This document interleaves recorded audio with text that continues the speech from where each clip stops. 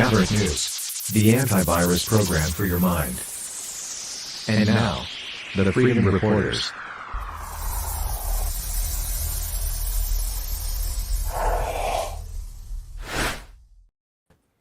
Good evening, everyone. I'm Rick Walker. This is the Maverick News Channel. We are the Freedom Reporters, and as Brendan is about to tell you, we have a pretty special guest with us tonight. Yes, and I'm Brendan Kennedy, the co-host of the show, and we also have with us Mr. Maxime Bernier, the leader of the People's Party of Canada. Hello, everybody. I'm very pleased to be with you. Thank you for giving me that opportunity. It's a privilege to have you on tonight, Max. I have to tell you right off the bat, I need to be transparent. I have huge respect for you. You're one of the very few politicians I've ever come across, ever, who has been consistent in what you have been saying. You've been true to your word, especially during the pandemic and the lockdowns. And I just have to compliment you on that. It means so much to me as a Canadian to see somebody actually standing up and doing walking the walk and doing what they're saying they're going to do. Thank you for doing that. Thank you, Rick. It was, it was so sad the last 2 years with these draconian measures. And I was not alone also, I did a lot of rallies with other politicians at the provincial level. I'm thinking about,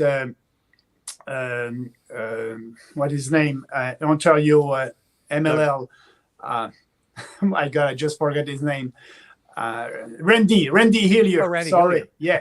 I was with Randy also. Randy was one of the first one also to be very vocal against all these mandates. So, but we needed to do that, and we'll see what will happen in the near future. But as you know, we still have a vaccine passport at the federal level. I cannot travel across the country because I decided not to take the 2 shots. There's no science behind that. There's no logic. There's no common sense. All that must stop. And actually, concerning that, I just want to inform you that I'll be in the court in September, the first week of September. I'm challenging these regulations because, it is my constitutional right to be able to travel freely across this country by plane or by train or by boat. So the hearing will be the first week of September. That's interesting you say that. We were saying just 2 nights ago that these mandates need to be challenged in court. So tell us a little bit more about this court challenge that you're about to mount, and how can people support that? Yes, I'm not the only one. Actually, we are about, I believe, 6 or 7 persons. And so the judge decided to put all these cases together. And so that's why it will start in September. And I believe that if Trudeau is lifting these restrictions, I believe that the judge will hear our case also, because we told him that that can happen in the near future. We want to have a decision from the court saying that, that was illegal and unconstitutional. I hope that we have a good judge. I hope that the judge will follow the Constitution, but we never know. And if we don't win, I can tell you that we will appeal that. And I'm working with the Justice Center for Constitutional Freedoms. And I can tell you that they did a good job during the last 2 years fighting these restrictions and appealing also the decision, because they were not so successful, but they are appealing a lot of decisions. So I believe that it will have to go maybe up to the Supreme Court, but we are doing the fight. So we are doing the fight in the court, and I'm doing the fight as a politician, also trying to change the public opinion and having more people that understand that these measures were not necessary. I'm following, and since the beginning, the Great Boddington Declaration, these experts said, just protect the most vulnerable people, the older people, more than 75 years old, and let's the economy open, no mask, no vaccine passport, no lockdowns, no curfew, no stay-at-home orders. But I can tell you that I was the only national leader against these draconian measures. The Conservatives, the Liberals, the NDP, the Green, the Bloc Québécois, they supported Justin Trudeau for the last 2 years. That's a shame. We didn't have any real opposition in Ottawa. We had an official opposition, that is the Conservative Party of Canada, but they were not opposing. They didn't do anything. They were in line with these draconian measures, and they approved it. They voted for it. So I can tell you that the People's Party of Canada was and is still the only real opposition in Ottawa. And today I received an email from Jean Charest, and he stole Randy Hillier's "No More Lockdowns" slogan. All these conservative hopefuls, leadership hopefuls, seem to be trying to hijack or take over the freedom movement. What do you make of that? Yeah, and now, it's less dangerous to speak about freedom. When I started that in the beginning of that pandemic, don't forget, I was arrested, handcuffed, and put in jail for 12 hours because I had a rally, not a rally, it was a meeting in a park with the executive of our riding association. And we were maybe, if I believe, 8 or 10 person. And so I was the only one arrested and cuffed and put in jail. That was political repression. But now speaking about freedom, it's a little bit more popular because of people like Randy Hillier and other also people, and because of the truckers also, so that movement is growing. And now these traditional establishment politicians are jumping and speaking about freedom, but because it's popular. So it's easy to judge a politician, when if he's saying something only when it's popular, that doesn't mean anything. And you need to stick to your conviction. And that's what we want to do at the PPC. We are speaking about our values. And if it's not popular, we think that we have the best ideas and the real bold reforms that we must do to have a smarter government in Ottawa, a freer and a more prosperous country. And our goal is to speak about our platform, our ideas openly with passion and conviction. And the more we speak about it, the more support we will have. And actually, when we started the People's Party in 2018, we had 0%. And the first election in 2019, 1.6%. The second election for us in 2021, last September, 5%. And our party is growing step by step. So that's why I'm saying we are doing politics differently, because it's not based on survey or polling or focus group. But yes, Jean Charest, Pierre Poilievre, and all these establishment politicians are doing a lot of survey and polling, and now it's popular to speak about freedom. So I appreciate that, because it's important that more and more people understand that we are not in a free country anymore in Canada. Sorry, go ahead, Brandon. Just jump in. I don't want to touch too deep into this, but Randy Hillier had been in some hot water recently. They had barred him from the Ontario legislature. He was also charged and arrested by the Ottawa police. Is he doing okay? Is Randy okay? Yeah, I spoke with him, I believe, 2 weeks ago. He didn't do anything wrong. Actually, I was with him in Ottawa the 3 weekends, and so it's only political repression. It's sad that the police is doing that right now against a member of the Legislative Assembly, a politician that did nothing wrong. I can tell you that because I was with him all the time. So if he has some charges, why I don't have anything, because we did the same thing. We deliver speeches. We were speaking over there, speaking with truckers, shaking hands, and having fun with people over there, because it was a protest, but also the feeling over there was very good, because at that time people knew that something is happening, and they know that they had more and more support from the population. And actually that movement, that freedom convoy, was very successful, because after that all the provinces except Quebec right now lift all their draconian measures, except Trudeau also.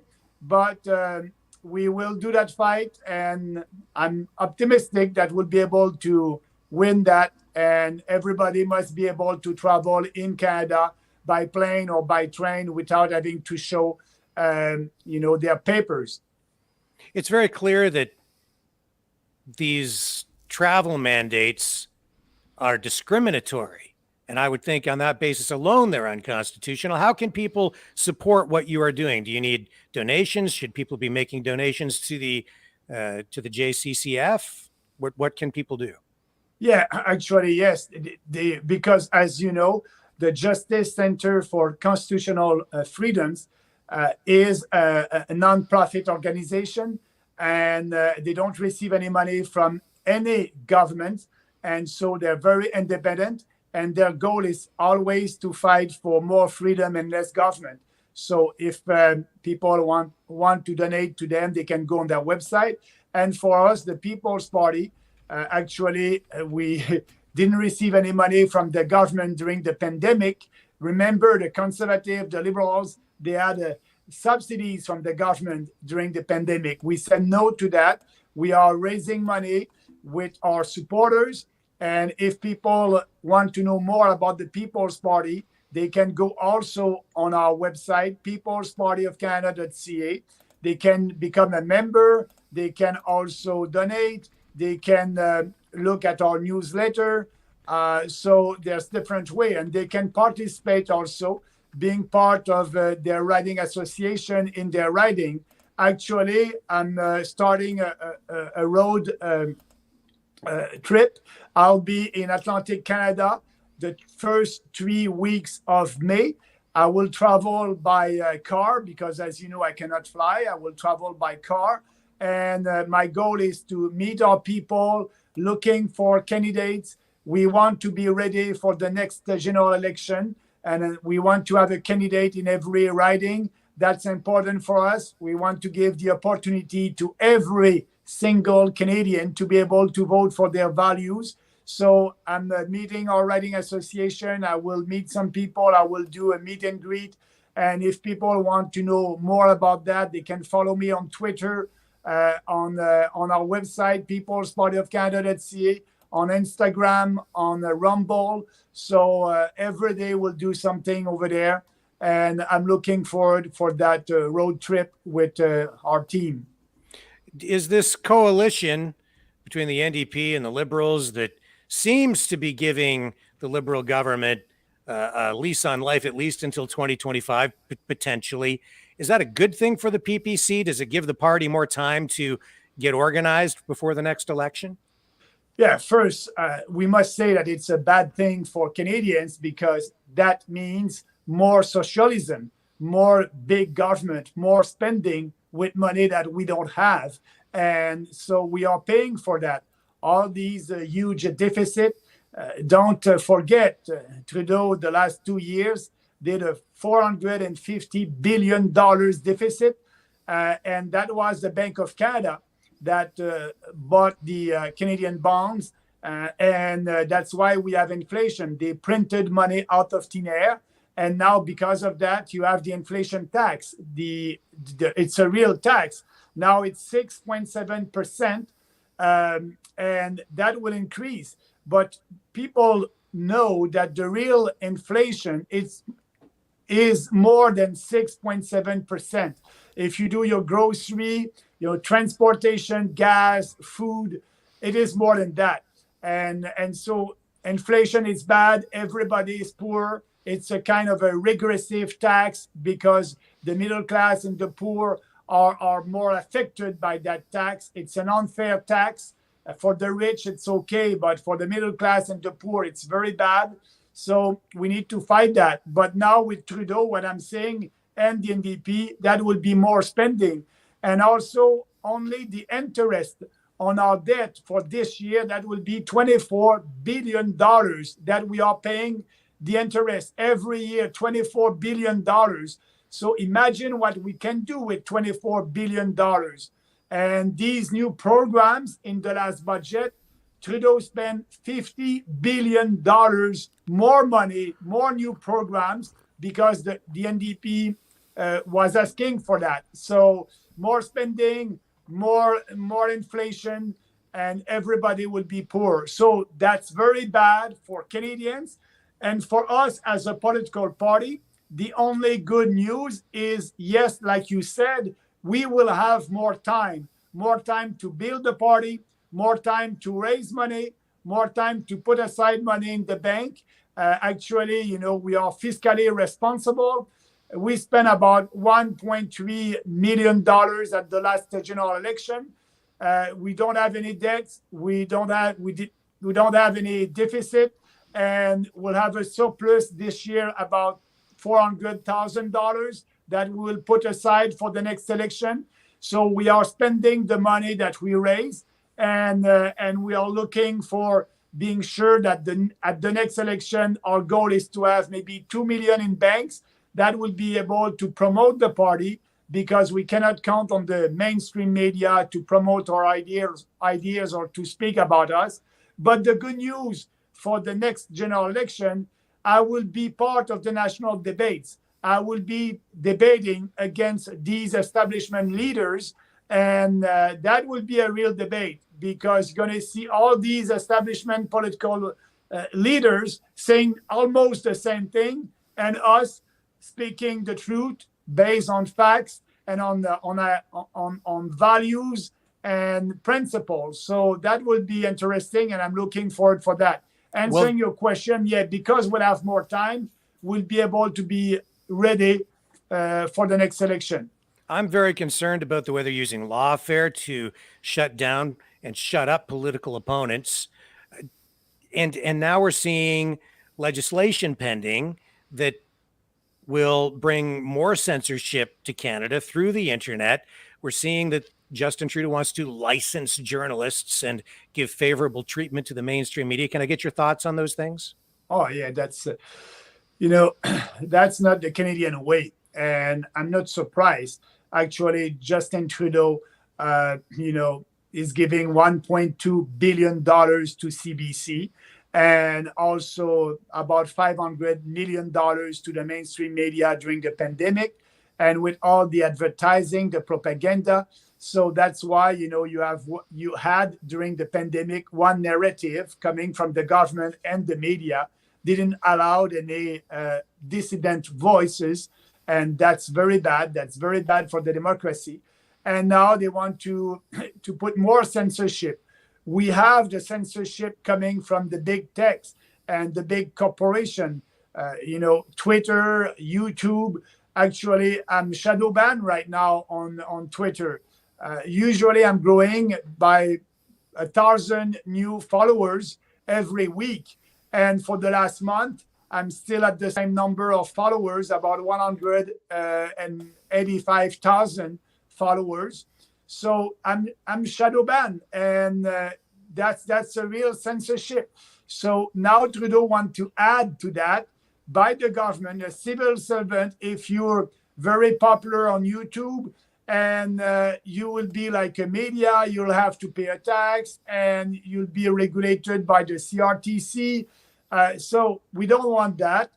But actually, yeah, there's a bill C-11 in from the House, and we are against that for sure. So I got to say, a lot of people have jumped on the Ukraine bandwagon, and myself and Rick have pointed out a lot of things that are quite wrong with that situation. What's your party's stance on Ukraine, and what's your observations about everything that goes with that, whether it's spending and draining out Canada's military supplies entirely and that sort of stuff. What are your thoughts? I'm interested to know. But first, we must remember the history.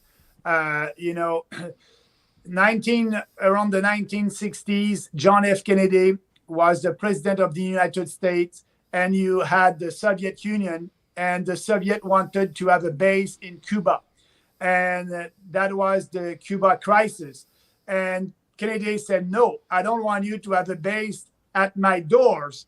And so he was successful. The Soviet didn't put any Soviet base in Cuba. And after that, we had the Cold War. And during the Cold War, we said to the Soviet Union that we have NATO, and NATO won't expand. NATO is there to protect North America, and that's it. But we didn't follow that. We expanded NATO to Europe, to France, Germany. And now, we pushed Ukraine. And we asked the president of Ukraine, Ukraine, you're welcome. You can be part of NATO. And that was a big mistake, because I understand Putin. I'm not pro-Putin. I'm not pro. He's a dictator, a murderer. And so, but what I must say is Putin said, I don't want any NATO base in Ukraine at my doors, like Kennedy did. And so that was the kind of the beginning of that crisis. And now, you have Ukraine, you have Putin. And I said publicly in the beginning of that war that Canada must not influence anything on that war. It's not our war. What we must do, we must push for a diplomatic solution.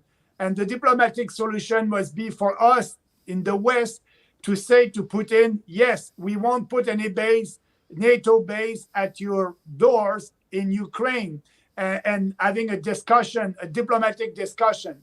But now, after I don't know how many days, 50, 51, 53 days, we are still in a war over there. And it's sad because everybody is losing, Ukraine and Russia. And now you have, Russian national hockey players, that there's a discussion for them not to be able to play. We don't need to do that against these people. They didn't do anything wrong. Because they're Russian, they have the right to play. They have the right to play tennis. They have the right to play their sport. And I don't like that. That's a war. That's very bad. That's a deadly war. It must end. And so we at the PPC believe in a peaceful ending. We will always push for peace and prosperity, and we must push for more a diplomatic solution as soon as possible. But Trudeau and the Conservatives are doing the opposite. They are sending arms and money to Ukraine when we don't have any money. We are broken. People must understand that. We don't have any money. We are broken, huge deficit, big debt. The debt actually in Canada right now, it's $1,000 billion. That's our debt. We will have to pay that. So we must fight for Canadian first and our sovereignty first. So that's why we are the only national political party that is saying no to that war, that is saying no, that we don't need to interfere in that. And that's our position. 100%. That's exactly what we've been saying here since the beginning of this particular conflict. I'd like to talk about immigration briefly, because you were sounding the alarm on immigration a long time ago. You've been consistent on that. And I think that you probably are going to tell us that your predictions are now coming true, because a lot of young Canadians in particular may never be able to afford to buy a home. Yeah, and that's because of immigration. Mass immigration. We're not against immigration. We are for a sustainable immigration. And 450,000 newcomers every year, that's mass immigration for a country of 38 million people. That's mass immigration. And actually, the finance minister Minister Freeland, admitted that, and she said, it's a mathematical problem. We have more people, and these people need a house, and she's right. But the solution is in front of our eyes. We just have to go back to the average that we had under Harper. At that time, we had 250,000 a year. I'm saying that 150,000 a year must be maximum in the beginning, and having more people that will come here and be able to work and to integrate our society. So immigration, it's because of immigration that we have these prices going up.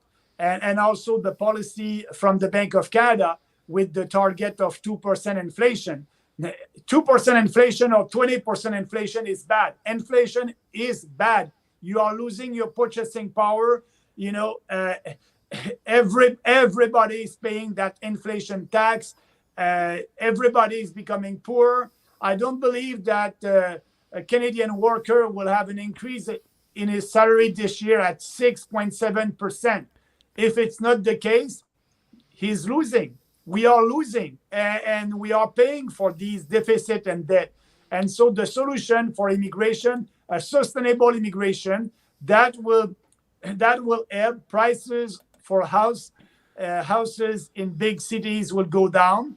And but they don't want to speak about that solution because they believe in mass immigration and always more and more people. You say you want candidates in every riding by the next election. How can people get involved and support the party, or maybe even become a candidate if they want to do that? Yeah, at the last general election, we had 313 candidates on 338 ridings. And so this time we want to have a full slate. And so people can be in touch. They can write to us at info@peoplespartyofcanada.ca, info@peoplespartyofcanada.ca. It can take maybe 2 to 3 days before we answer your email, because the good news is we received a lot of emails, and I appreciate that. And we're very serious about it. We are answering all our emails. So if you want to be part, email to us. And yes, you can be a candidate. You can be on the board of a riding of your local riding association. You can be a volunteer. You can be a member. Go on our website, peoplespartyofcanada.ca, and together we can start that ideological freedom revolution, because we need that in our country. Just back briefly, if you would, to the next election and the debates. You said that you will be involved in the next debates. Is that a done deal? Because they wouldn't let you the last time, which I thought was a terrible situation. Yeah, I was part of the debate at our first election in 2019. And at the second election, they changed the rules. And they said, for a new party, you need to have 4% of the vote. And so we had 1.6%. So I wasn't able to be part of that debate at the last election. But we had 5%. So the rule that they said it's 4%. We had more support than the Green Party. The Green Party had 2%. And they were part of the debate. So I strongly believe that the next election, because we had 4% at the last election, that was the condition. I think 4% at the election before, and we had 5%. And I strongly believe that I'll be there, and that will be a real debate that time. I can tell you that. I think it'll be energetic and lively, to say the least. It won't be a bunch of socialists just standing around agreeing with each other. Right. Yeah. Yeah. When I was there at the first debate, sorry, they had people asking questions to politicians, and I had in front of me, an old lady, maybe 65, 70 years old, and she said, "What will you do for my pension?" And I was the last one to answer that question, and all the other one will give you more money, will do that. And I said, no, I won't do anything for your pension. We don't have the money for that. We need to balance the budget before. Sorry about that. That's the truth. That's the reality. And if you don't like what I'm saying, don't vote for me.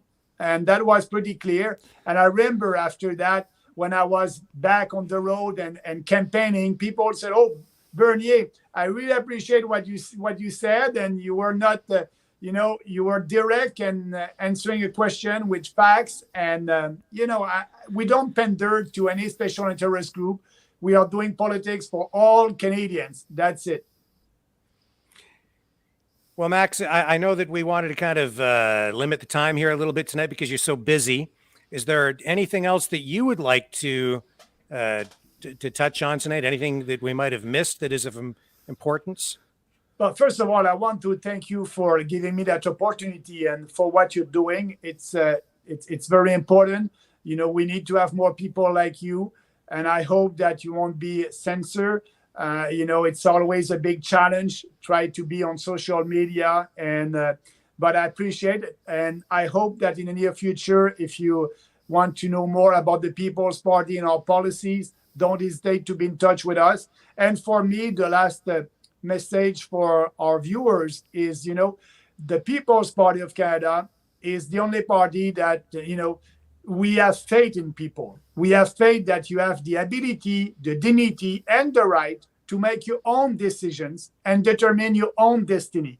We are putting people first, not big fat government, not bureaucrats. And that's why we created that party based on 4 principles that we always follow: individual freedom, personal responsibility, respect, and fairness. And all our policies are in line with that. That's why the platform that we ran on at the last election will be the same one at the next one. And if you like what I'm saying, I hope that you'll be a little bit more curious and go on our website, read our platform, and don't hesitate to write to us. I believe that all together we can do that freedom revolution in our country. And you also do your own podcast or videos online as well. How can people find those? Every 2 weeks. So next, not this Thursday, not tonight, I'm with you. Next Thursday, I'll be live. We call that the Mad Max Live, an hour at 7 o'clock p.m. So people, we are on Facebook, YouTube, Rumble, Twitter. And so I'm taking some questions also every 2 weeks. Outstanding.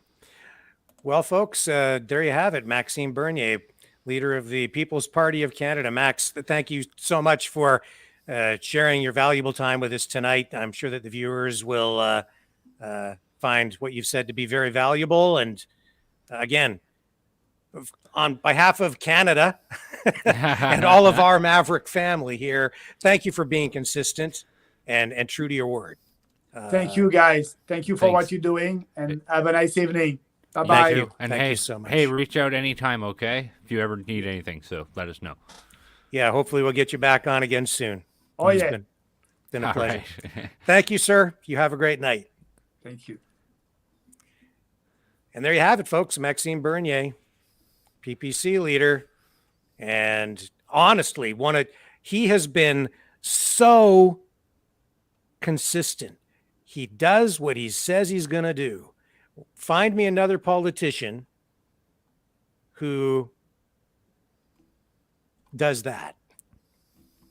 I can maybe think of 1 or 2 others, and I'm not even sure about them.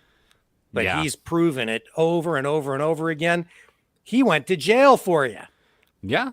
So think about that the next time you go to the polls. That in itself says a lot. He's strong in his conviction. He loves his country. He's a true patriot. And a class act. I mean, when he was arrested, remember what happened when he was arrested and the cop said to him, do you have any weapons on you? Maybe we should just play the video. If you have it, yeah. I can get that. He was so cool under pressure and had the presence of mind to come back with what I thought was one of it'll go down in history as a great Canadian quote. I think it will too. I got the video here. Just gonna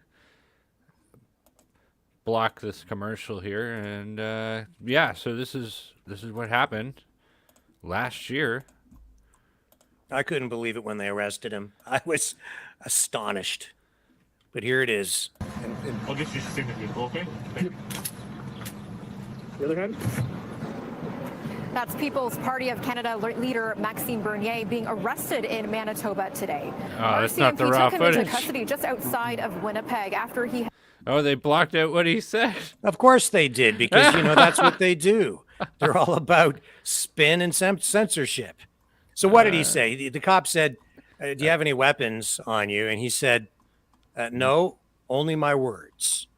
No weapon, only my word and my philosophy, something like that. And that's amazing, really. And he was really calm. I mean, being arrested must be a stressful thing. I don't know. I've never been arrested. Maybe I'll find out now that I hang out with you all the time. But wait a minute. But in either case, I can state for the record, I've never been arrested either, but I'm working on it just by being on here. But anyway, what a class act. He's really, really composed. Like, just that's amazing. And if they don't let him participate in the next debates, there's something seriously corrupt and wrong. He should have been involved in the last debates. No question about it. And then we saw across the country the chambers of commerce, which in most communities also run debates at the local level, and they adopted the same policy so that they prevented local candidates in all the ridings across the country from participating in debates as well, which I thought was also unfair and just plain unethical. Hugely. It's a form of censorship is what they were engaging in. So yeah, I hope they better let him participate in the next one. 5% support nationally. Amazing growth for the party when you really think about it. Yeah, it's unheard of in Canadian politics for a new party to come out and get that type of a growth. And a lot of people have a hard time wrapping their heads around it too. And I mean, you guys really like Rick rants, but I'll tell you, you missed the best one when Maxime Bernier wasn't allowed in the debate. Rick had the Rick rant that day. That was a whole different level of Rick rant. Yeah. And these conservative leadership hopefuls, they're all ranting about freedom now. It's just like, so you've got Jean Charest. He's basically a liberal, right? He's a liberal. He's an orange Tory, I would call him. Yeah. Okay. So he's emailing people talking about freedom. He's saying that we can never let these lockdowns happen again. We need to have an inquiry. Well, where were you for the past 2 years, pal? Seriously. And then Poilievre, sort of the same thing. He's on the freedom train now, right? He's going to make Canada the freest country on the face of the planet. Okay. Where were you 2 years ago? I went back and I was looking at some of, his clips from like even a year ago, year and a half ago. He wasn't as adamant about freedom back then. He was just being critical of the nuance in the way the Liberals, the way Justin Trudeau, the way they were handling the COVID response and handing out all of the free money in support payments to businesses and to some degree to individuals. But he wasn't that vocal about preserving freedom and preserving people's rights. No, the polling was a whole lot different back then. Plus, he wasn't, the leadership campaign wasn't on at that time.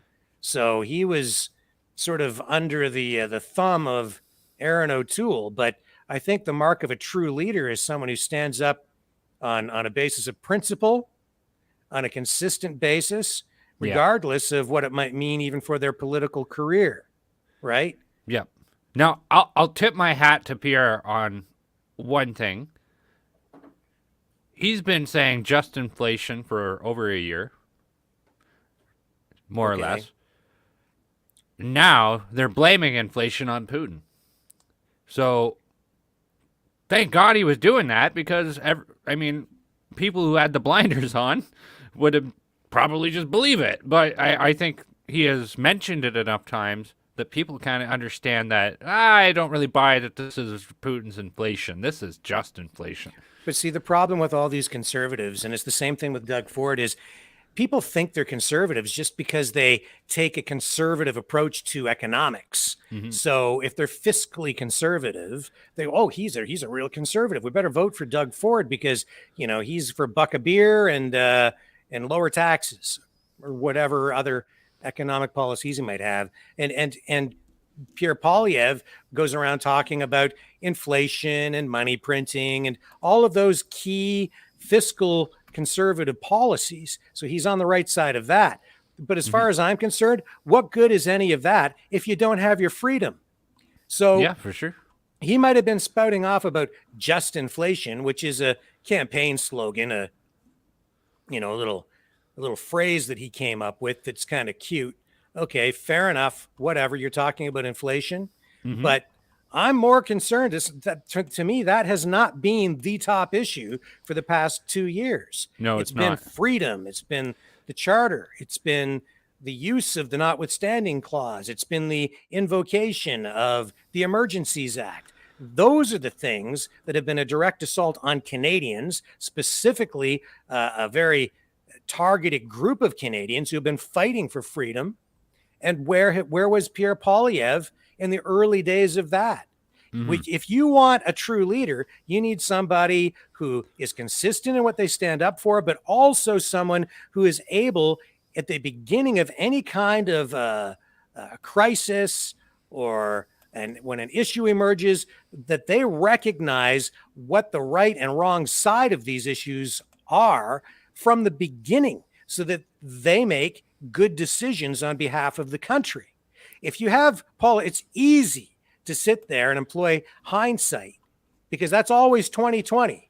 But and maybe more to the point, if you're a politician, after these issues kind of roll out, it's quite easy to sit there a year later or 2 years later and take a stand on something because the polls show that public opinion has shifted in a particular direction. So as Max just pointed out, yes, it's quite a lot. It's more popular now and a lot safer to talk about freedom today than it was 2 years ago. Yeah. Brendan, you and I, we were consistent from the beginning, right? We were out there I was out there on street corners right from day one. Yeah, I was out there, I was against the masks from day one. And a handful of other people as well. And then it's built from there. But man, it was not popular. And I had a lot of people wishing me dead when they pulled up on the street corner and rolled their window down to, say, hey, dude, hope you get COVID and die. That's exactly it. I've been consistent this whole way through. And the only thing that's really changed for me is I had watched a video at some point. It was a political video. And they asked a question. And it was something of the nature of, do you think that the Canadian Charter of Rights and Freedoms should be changed or altered? And I was like, what? No, don't ever do that. But now I'm like, yeah, change it. It needs to be fixed. Fix it now. Yeah, we need to get we just need to make sure that these rights are actually enshrined so that they can't be taken away from the people. We can't have this. Not for anything as cheap as which they were trampled on for. No, they have to be there, and period. I mean, with I can't really think of an exception. Even in a time of war, people need to have their rights, as far as I'm concerned. Because what did we just see? We saw that when we needed the Charter of Rights and Freedoms, it wasn't there for us. Not there. Well, because all the government had to do was say, "Oh, there's an emergency. The sky is falling," and then nobody has any rights anymore. We have to, as Justin Trudeau puts it, we have to protect your rights by taking your rights away, which is just freaking stupid. No, it is stupid, and I'll never argue that. But I would argue in time of war, there is certain things that are, when it comes to things that involve direct results of violence or something of that nature. Like, oh, you can't go to your house right now because there's an active shooter down there. It's like, well, I think that would be a reasonable thing, but I don't think when it comes to public health measures that it should lead to anything we infringing. have those things in place before, and that and to enact things like that, you don't need to strip people of all their rights, freedom of assembly, freedom of religion, right, freedom of speech, just because there might be danger down the street because a train has derailed. Police have certain powers to keep people safe by restricting access to particular areas where there might be, say, a chemical leak, or, as you pointed out, an active shooter where someone, might get shot. But those are, very limited. Yes. And those are not really, constitutional questions at the federal level so much. And they're always limited in scope and in time. They are very limited in scope and time. In fact, most Canadians will probably spend their whole life without seeing that situation. And I hope. Or if there's a fire down the street, then they block off the street to keep people. That's all fine. I get that. But that's not stripping people of their rights, right? What we've seen here is a wholesale dismantling of our charter. It's just been shredded. We honestly, in my view, we don't have any freedom in the country anymore. No, and what we've seen with Bill 100 in Ontario, similar legislation rolling out in other provinces, those are that's legislation at the provincial level, which is aimed directly at the charter, because the charter was written with provinces specifically in mind, because the Bill of Rights is a federal document, but it's also very limited in what it actually protects in terms of your rights. And it doesn't extend out to the provinces the way the charter was supposed to and appeared to at the time back in the 80s when it was signed. Right? Anyway, we can talk about this in more detail maybe another day. And we're seeing that Brian Peckford, the last surviving author of the charter, is challenging the government's end run around the charter through the use of the Emergencies Act. And I don't think that they were justified. I think that in using the notwithstanding clause in the way that they did, so that they could render the charter impotent. But we will see how it all rolls out. And I applaud Max and the others who are involved in this lawsuit. You and I were talking the other night about how it needs to, these mandates, these travel mandates and the restrictions still in place against people who are unvaccinated. So if you're unvaccinated, you still can't get on a plane or a train. These need to be challenged in the court.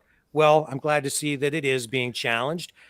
The Justice Center for Constitutional Freedoms taking the lead on that with Maxime. And he said, I think it was a total of seven people, I guess, individuals or organizations involved in this group legal action. So we certainly need to get behind that and support what they're doing. And the JCCF, they do great work. And the funny thing is that I noticed during the pandemic that the left-wing media was often trying to characterize the JCCF as a far-right political organization. The Justice Center for Constitutional Freedoms, which is a legal organization working independently to defend the Constitution and the Charter of Rights and Freedoms, to defend your freedoms as our freedoms as Canadians. And they're portraying this as a far-right organization. These people are insane. Absolutely insane. Somehow, freedom has become synonymous, if you're on the left, with fascism. Well, they don't understand what fascism is. I do have a theory that the People's Party of Canada in the last federal election did steal more votes from the more left-leaning political parties, so the NDP and the Liberals, because our fundamentals are all the same at the end of the day. And so left-leaning people who are all about free speech, all about the fundamentals, freedom of movements, et cetera, they came into that movement for that reason. And I think more of them did than homeless conservatives at the end of the day. And at the end of the day, the things that people on the left and on the right argue about are small because we usually always agree on the fundamentals. If you get what I'm saying. Used to, I think.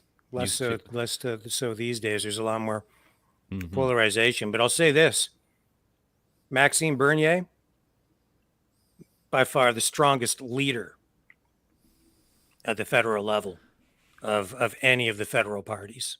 By far. And there was polling done in the last election as well that showed the public thought he would make the best prime minister.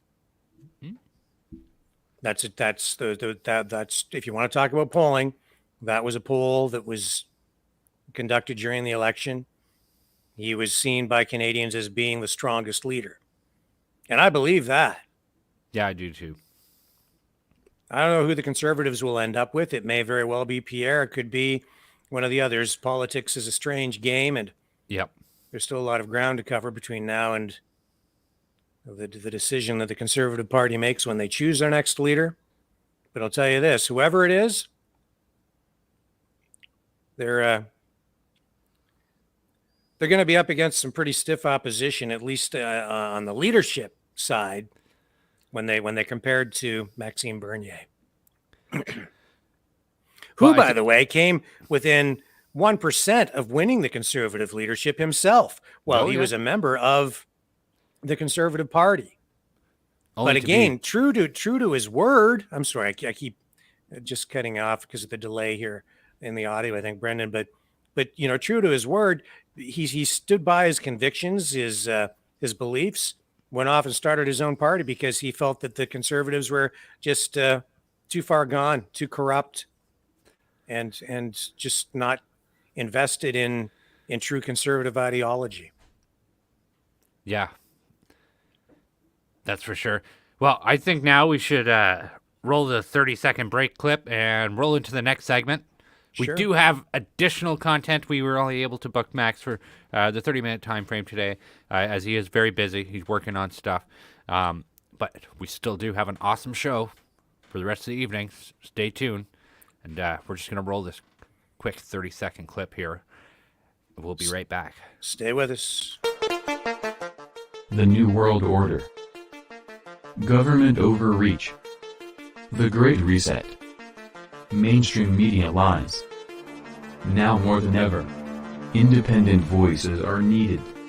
Donate now at freedomreporters.com.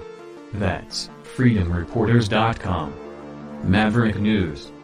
The antivirus program for your mind.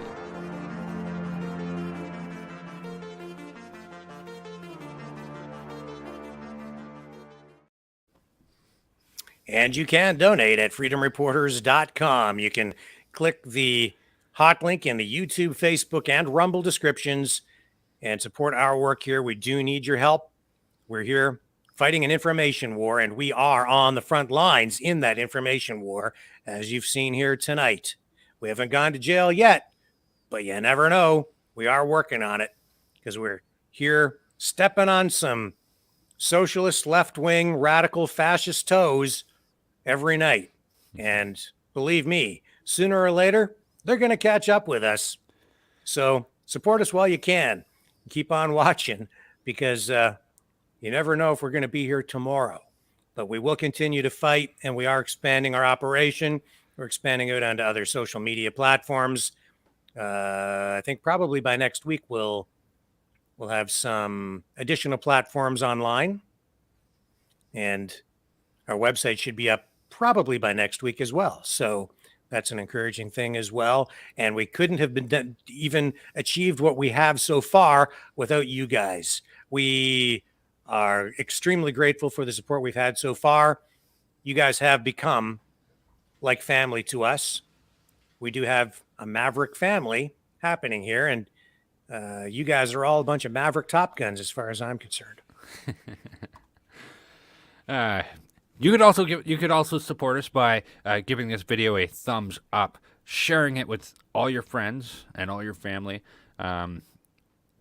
Furthermore, you could also subscribe and hit the bell for notifications. So with that being said, without further ado, we'll move on with the show. So Rick, you had an interesting story lined up. We talked about it before we were on the show today, and I'm excited to talk about it. It's something that you caught that I kind of didn't, so I haven't actually seen it yet, but... Yeah.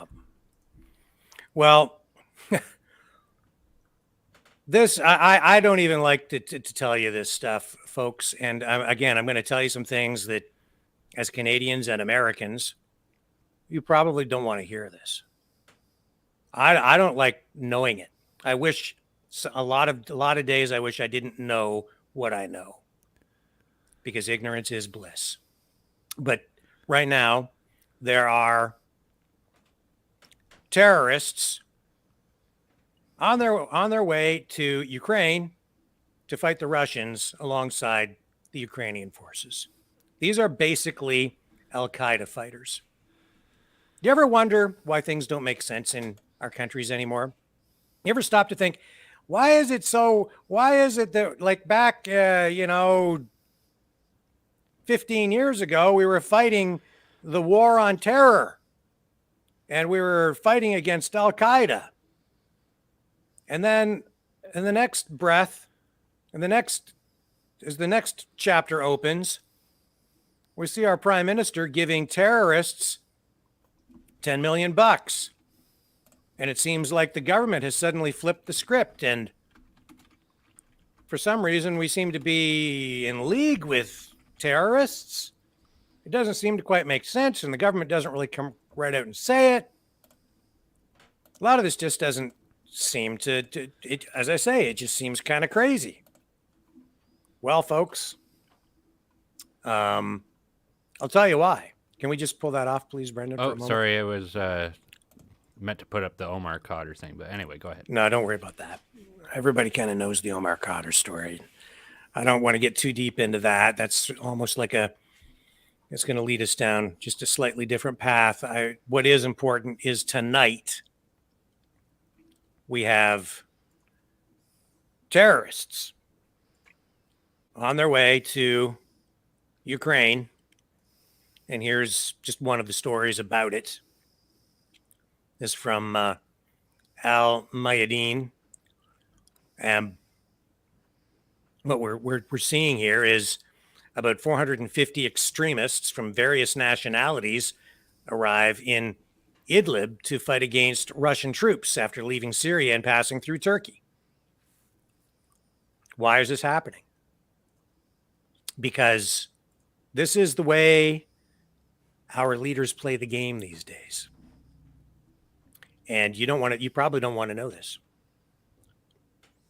So some of this information is coming through Sputnik, one of the Russian news agencies, where relatives of the extremists have confirmed to them, and this will all be confirmed,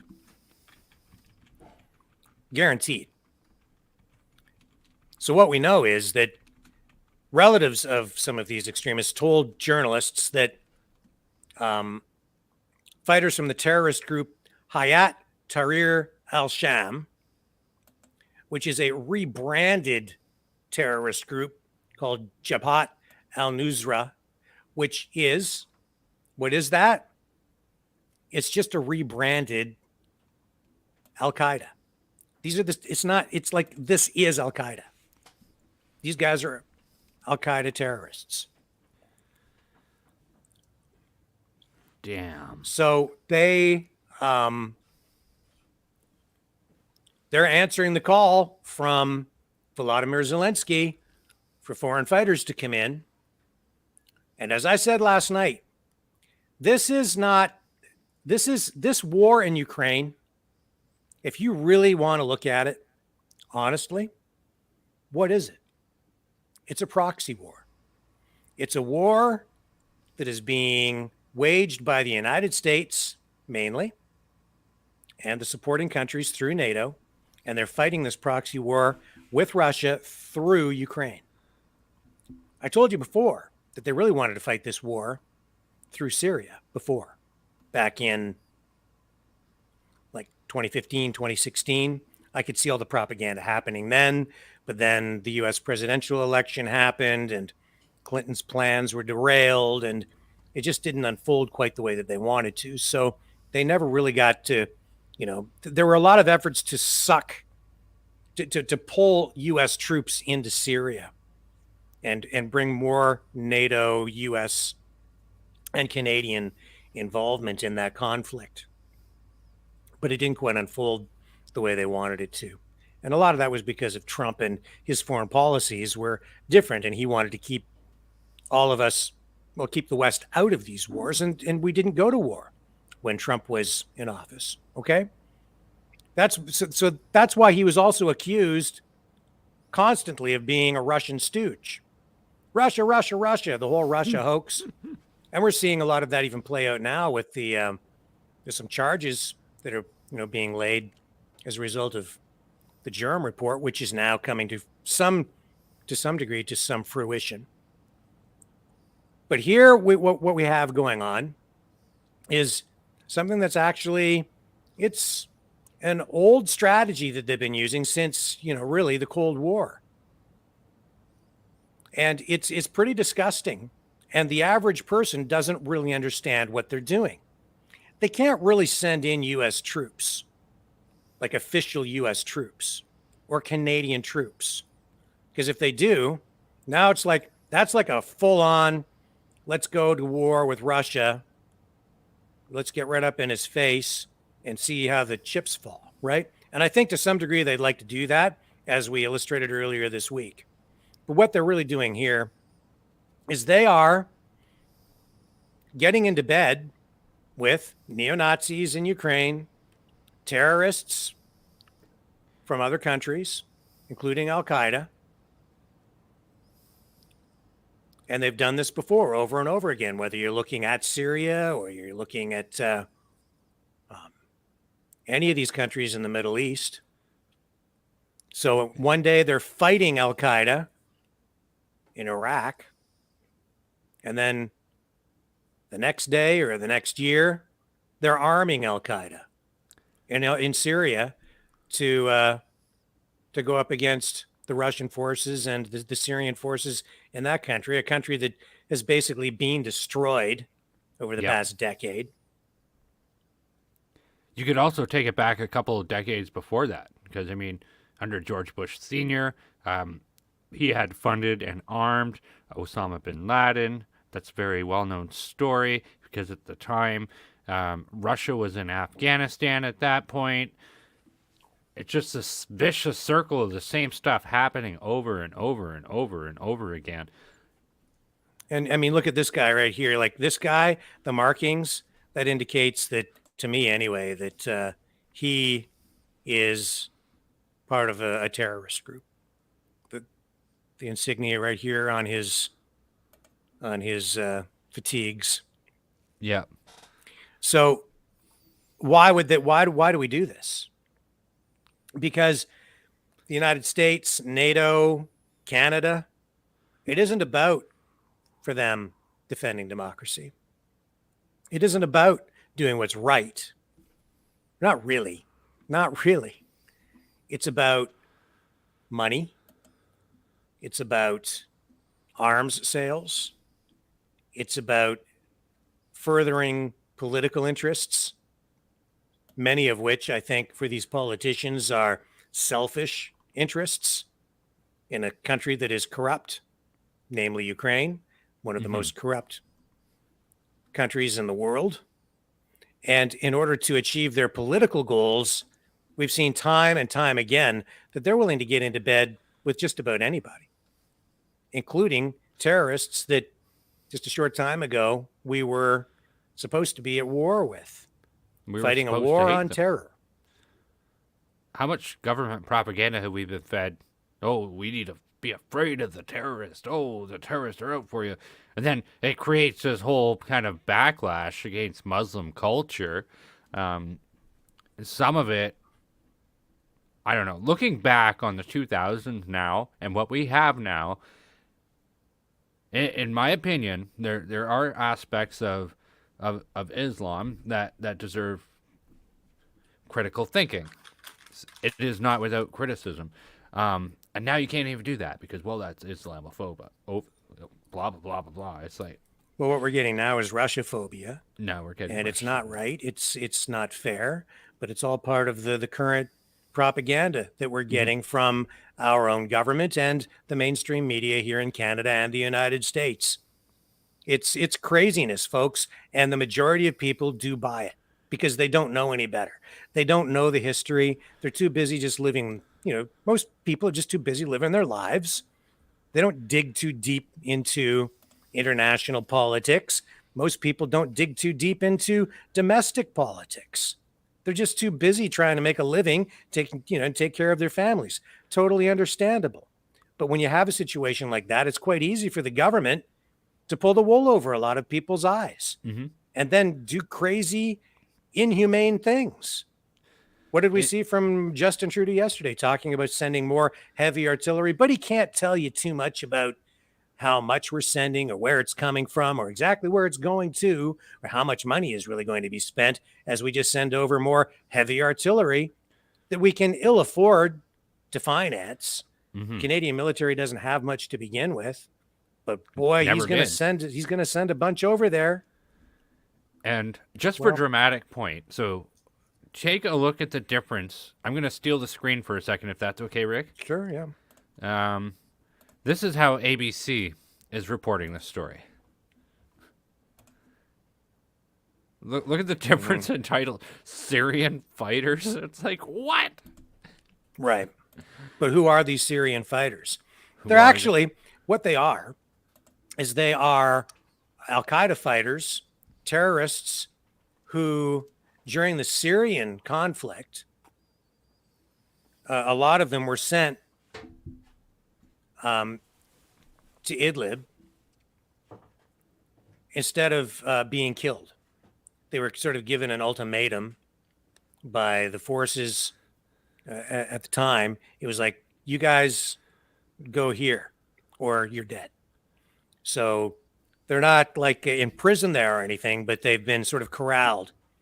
They were sort of corralled into that area during the Syrian war. So that's kind of what's gone on. And so you have this concentration of terrorist fighters there. And now because the Ukraine border is basically open and it's a free for all, these guys are like, oh yeah, let's go. We're going to fight. So you have this, wow, it's like this crazy unholy alliance really of neo-Nazis like the Azov battalion, or like real Nazis that the media also is denying exist. Even though before the conflict, these mainstream media outlets had done documentaries of their own highlighting and illustrating the existence and proliferation of neo-Nazis and long-time, well-established Nazi groups dating all the way back to World War II that were collaborators, had collaborations with, through these organizations, with the Nazis in Germany during World War II. So there's a long history there. NBC News, we showed you a documentary where they highlighted all of this. But now today, no, you're not allowed to talk about that. But it's true. If, they'll say that we're lying to you, that we're making all this up and that this is propaganda in itself. But they were the ones telling people about it 4 or 5 years ago. Yeah. So Even less than that. That's who they are. It's not just Syrian fighters. These are the fighters, some of them that were really employed as hired guns, terrorists who were employed by NATO and the United States to fight basically what was a proxy war in Syria against the Russians there. And they don't like the Russians because They went to war with them in Syria. They basically were getting their butts kicked. And now they're heading off to Ukraine to continue the fight, as it were. And they're doing this, let's be honest, they're doing it on behalf of us. They're doing it on behalf of our governments, on behalf of NATO. They're aligned with NATO. They're aligned with these Nazi groups in Ukraine, which are there fighting along other Ukrainian military forces. And don't kid yourself, okay? Don't let them pull the wool over your eyes. This is really what's going on. So when Justin Trudeau and Joe Biden talk about sending arms over there, who are we arming? You're arming these guys. And in fact, I saw some other reports today that suggest that even the United States is not sure where some of the weapons that they've been sending over there, they don't know where they're ending up. They're having trouble tracking them. Big surprise, right? Of course. Big surprise. And you were talking last night. You were just shouting about it last night, about accountability for these politicians on our military equipment and our money. And I mean, Joe Biden made an announcement today. I think we should look at that in a little while. Not quite yet. But it's very important to note the type of atrocities these terrorist organizations have committed. These are guys who will go into like a girls' school and throw acid in their face for being in schools. Like, these are real atrocities. These are people who will throw gay people off of high rises and stuff like that. Like, if you want to talk about tyranny and oppression, like, holy gee, it is bad over there. It is bad. They have no rights over there at all. And then we saw the Prime Minister asked yesterday by, I believe it was a CBC reporter, about Canadians in Syria fighting. The Prime Minister didn't really deny it. He acknowledged that, yes, there are some Canadians there. But of course... did you say Syria or Afghanistan? Or Ukraine. Ukraine. Okay. Sorry, Ukraine. So, you know, he's acknowledging that there are Canadians over there right now fighting. Mm-hmm. I think that complicates things immensely. And I don't think the government should be encouraging anyone to go and fight. Not as an individual, and we certainly can't be sending troops in there for obvious reasons, because then we're just admitting that we want to go to war with Russia and that we're working toward regime change in Russia, which I think is honestly what the policy of the United States is. But more than that, I guess the point that I'm trying to make here too is that this whole situation is ripe for corruption. You have a prime minister who's, at least at this point, not being fully transparent about where these arms are going. How much money is changing hands? Who's getting this money? Who's getting the arms? And then once it's over in Ukraine, do we ever get it back? Or how do we track it? How do we make sure that some people aren't just lining their pockets?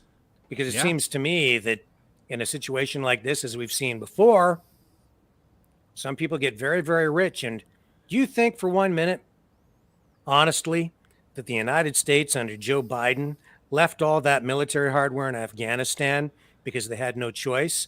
Just didn't know what else to do. Guess we just have to leave it behind and leave it with the Taliban. Oh, yeah, our sworn enemies. Really? Isn't that odd?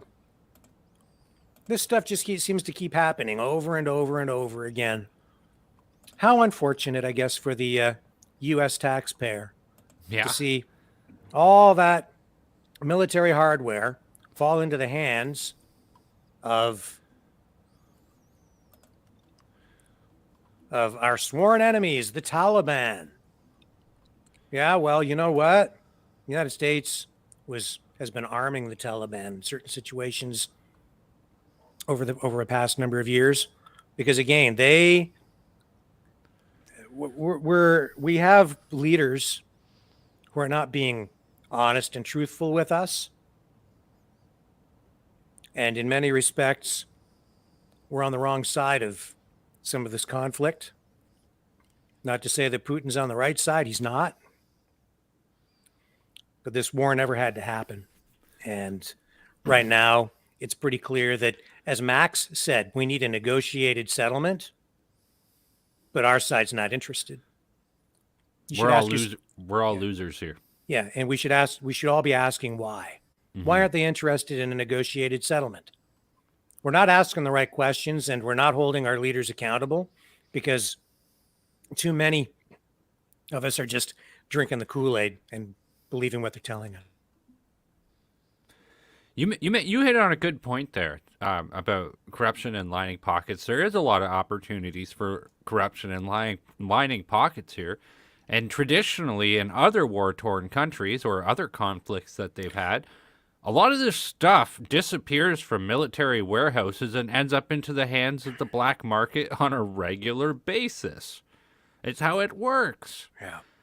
And so the U.S. can't account for where a lot of the weapons are going.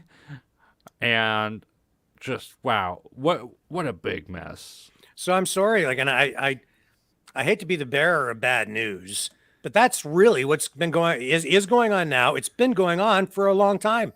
This isn't anything new.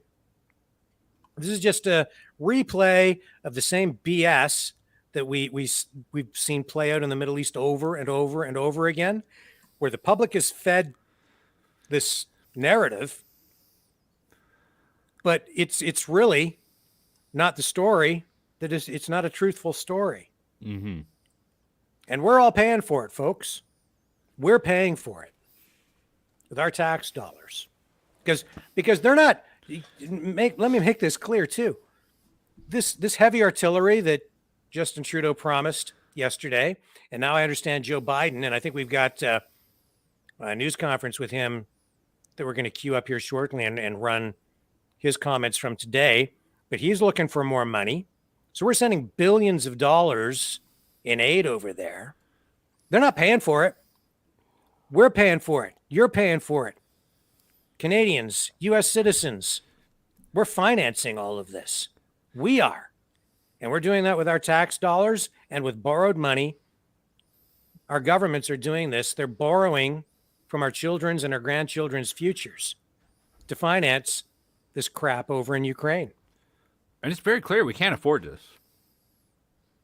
No. We ain't got no money. No. We're all running on credit card economies over here. The average regular Canadian, the regular American, we can't afford this. All this stuff has to stop. But they keep on rocking and rolling and spending the money, and it's big money, right? Yeah, for sure. Arms sales. But they're not selling the arms, they're just giving it away. We're paying for it, and then they give it away. They give it away. To why? Because they're not really giving it away. They're putting it in the hands of people so that other people can fight and die to do the bidding of our leaders. And so what's everybody else's thoughts on this? We should probably dig through some of the comments. We've been a little negligent with the Mav fam. Jack Frost says, Rick Walker, it's not tax money. We can't afford our own debt. It's just a promise that we will pay it back. Yeah, well, that's the other thing is I don't think we'll ever be able to pay it back. And that's what these politicians are doing too. They've got as I said before, they've got their foot on the gas and they're driving us right over a cliff. And they've got it right to the floor now. Julie Waters says, we'll give it to the Taliban. Yep. Sandra Martin says, money goes to criminal activity. Yep. Mm-hmm. All Seeing Heart says, until mass disobedience happens, nothing will change. The liars will keep on lying, right? Yeah. I don't know how you get through to people either, right? Because a lot of this stuff, they roll their eyes. People can't wrap their heads around this stuff. They don't have the time. And it's too depressing for some people. It's too complicated. Yeah, it's polarizing. And who wants to be like Brendan and I, right? We're political lepers when we go out into the community because 80% of the people are all out there. If you talk to them about it, they're just regurgitating what they've seen on CBC, CTV, Global, blah, blah, blah, right? I have a new business venture for us. So a part of us doing the Maverick Show, you could also hire myself and Rick to attend your family functions for your relatives that you don't like, and we could go in there and say all of this stuff right in front of them. We'll lash it out for them. $100 an event a piece. For all the relatives you don't like, we'll clear them out. Yeah. No problem. We'll just come in and start talking. Nazis in Ukraine. There's no Nazis in Ukraine. The president is Jewish. That's a cheap argument, and you know it, Uncle Charlie. Anyway. But it's true. Like, so it's a lot easier for people just to go along. Oh, yeah, I saw this on the news. I'll repeat that. It seems to be true because they said this on the news, right? Claire, there's our first gig, Brendan. All right, perfect. Claire says, "I'm in." Yeah. Travel expenses included. Yeah, we are the Wedding Crashers. That's funny. 35,000 is an odd number. Canada's national debt is over $2 trillion. All Seeing Heart says, I'll take a fourth shot and a fifth. Yeah. Uh-huh. Yeah. Isn't that crazy when you think about it? They're up to like a fourth shot here in Canada. And we're not talking in the Jack States Daniels. too. Yeah. My God. 4. And we were told in the beginning, you take the shot and you won't get the virus that shall not be named. You take the shot, it's 97% effective. And the second one, that's just to be sure. And then you can go, then we get our lives back. And now we're on to shot number 4 for people. Number 4.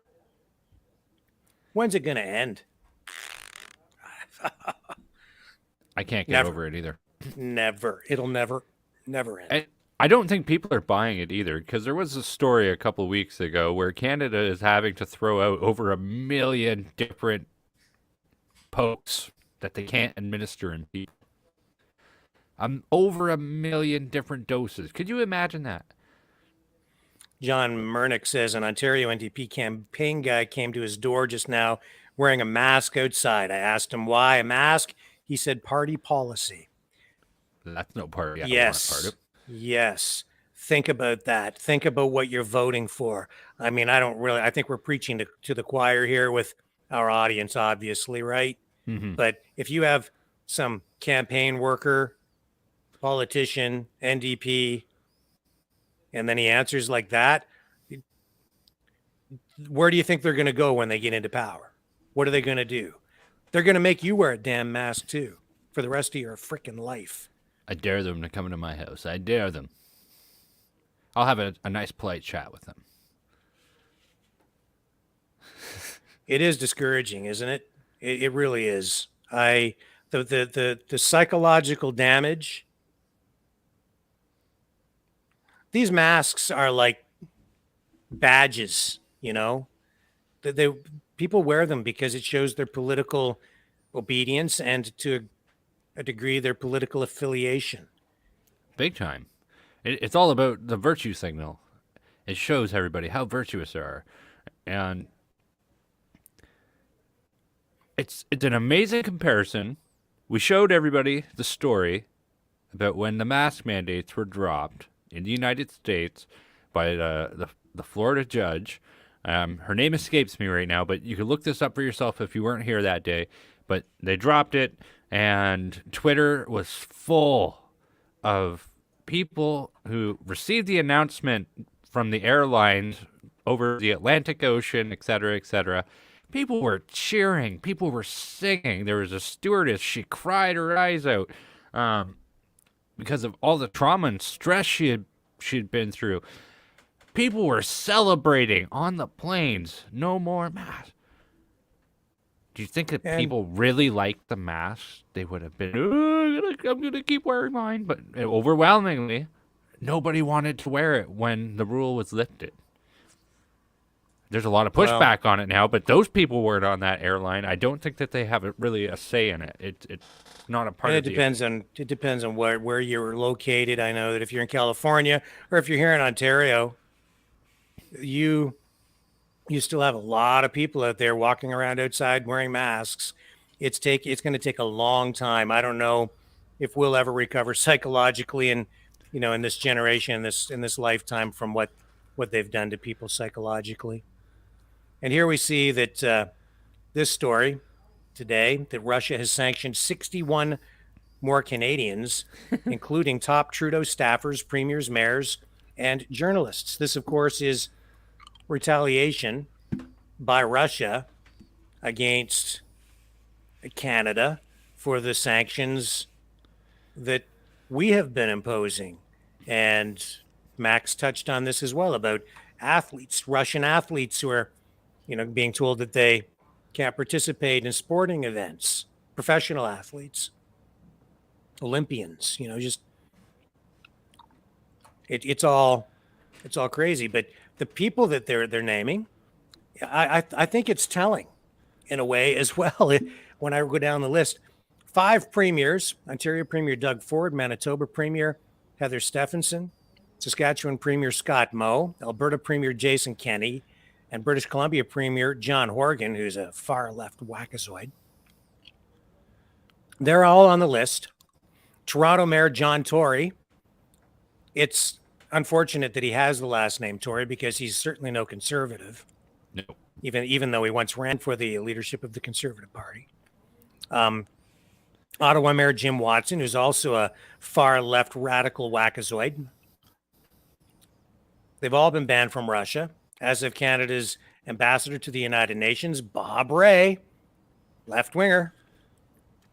Bank of Canada Governor Tim Macklem, acting clerk of the Privy Council Janice Charette, former Foreign Affairs Minister Lloyd Axworthy, another liberal left-wing wackazoid, and former Senator Romeo Dallaire, who has a long history with the Canadian military, as you may be aware. So these people are being, they would be denied entry if they wanted to go to Russia. And it's in direct retaliation for Canada's ongoing imposition of sanctions on influential Russians, as we've seen, with Trudeau putting sanctions on Putin's daughters. Well, a lot of this is just posturing on both sides, right? I highly doubt they're interested in coming to Canada, especially in the regard that Russia has pretty much all the same terrain and geography as Canada does. It's like, oh, I'm going to go to Canada for a nice, relaxing holiday. It's like, give me a break. But isn't it interesting how, as you go through this list of names, every single one of these bureaucrats, every leader, every one of the politicians, these are all people who have been directly involved in tearing down and assaulting the Canadian Charter of Rights and Freedoms. Isn't it interesting how these are all the guys, these are all the same characters who very specifically have been the architects of our lockdowns? Yes. And the disintegration of our freedom in Canada. And Putin is sanctioning all of these people. It's I think in a way kind of telling, isn't it? As I said the other night, people are like, well, at least it's not China. No, in a lot of respects, when I talk to business people that I've been doing business with in China for a number of years, when I talk to them, and these are just like average people, Chinese people, right? Business people. The stories I get back tell me that things are actually worse in many respects right here in Canada than they are over there. There's no question in my mind about it. That the people over there, in many cases, have more freedoms.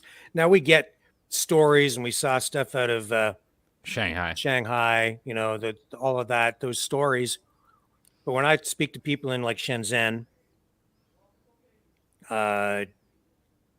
no, it's not that much different over there than it is here. And I think that in many respects, they actually have more freedoms in China than we do here. I've heard It's- stuff like that too. The difference is the stuff coming out of Shanghai scares the crap out of me.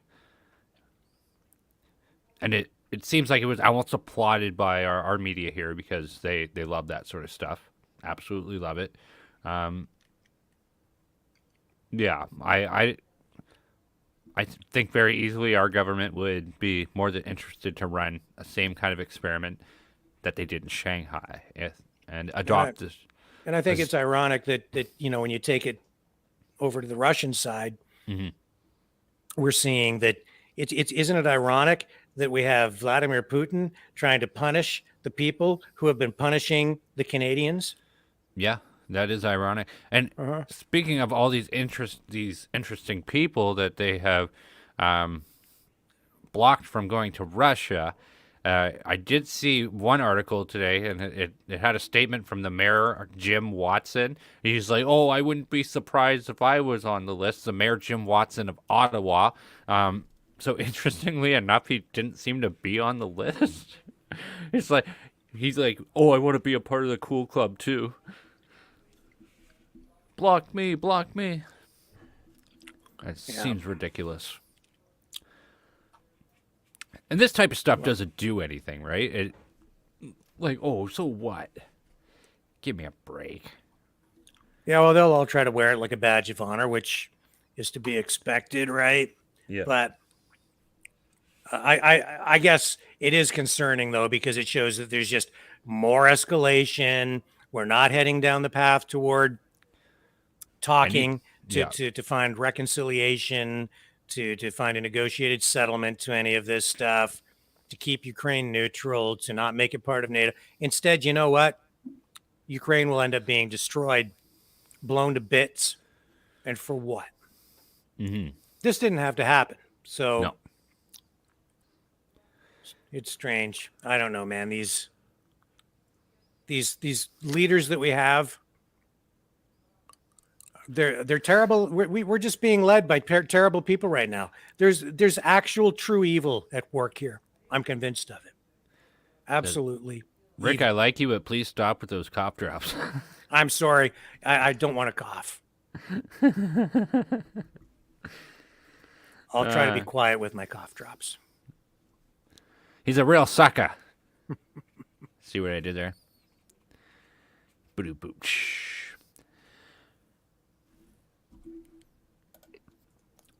Andre Morin waiting for a cartoonist to sketch Witch Freeland.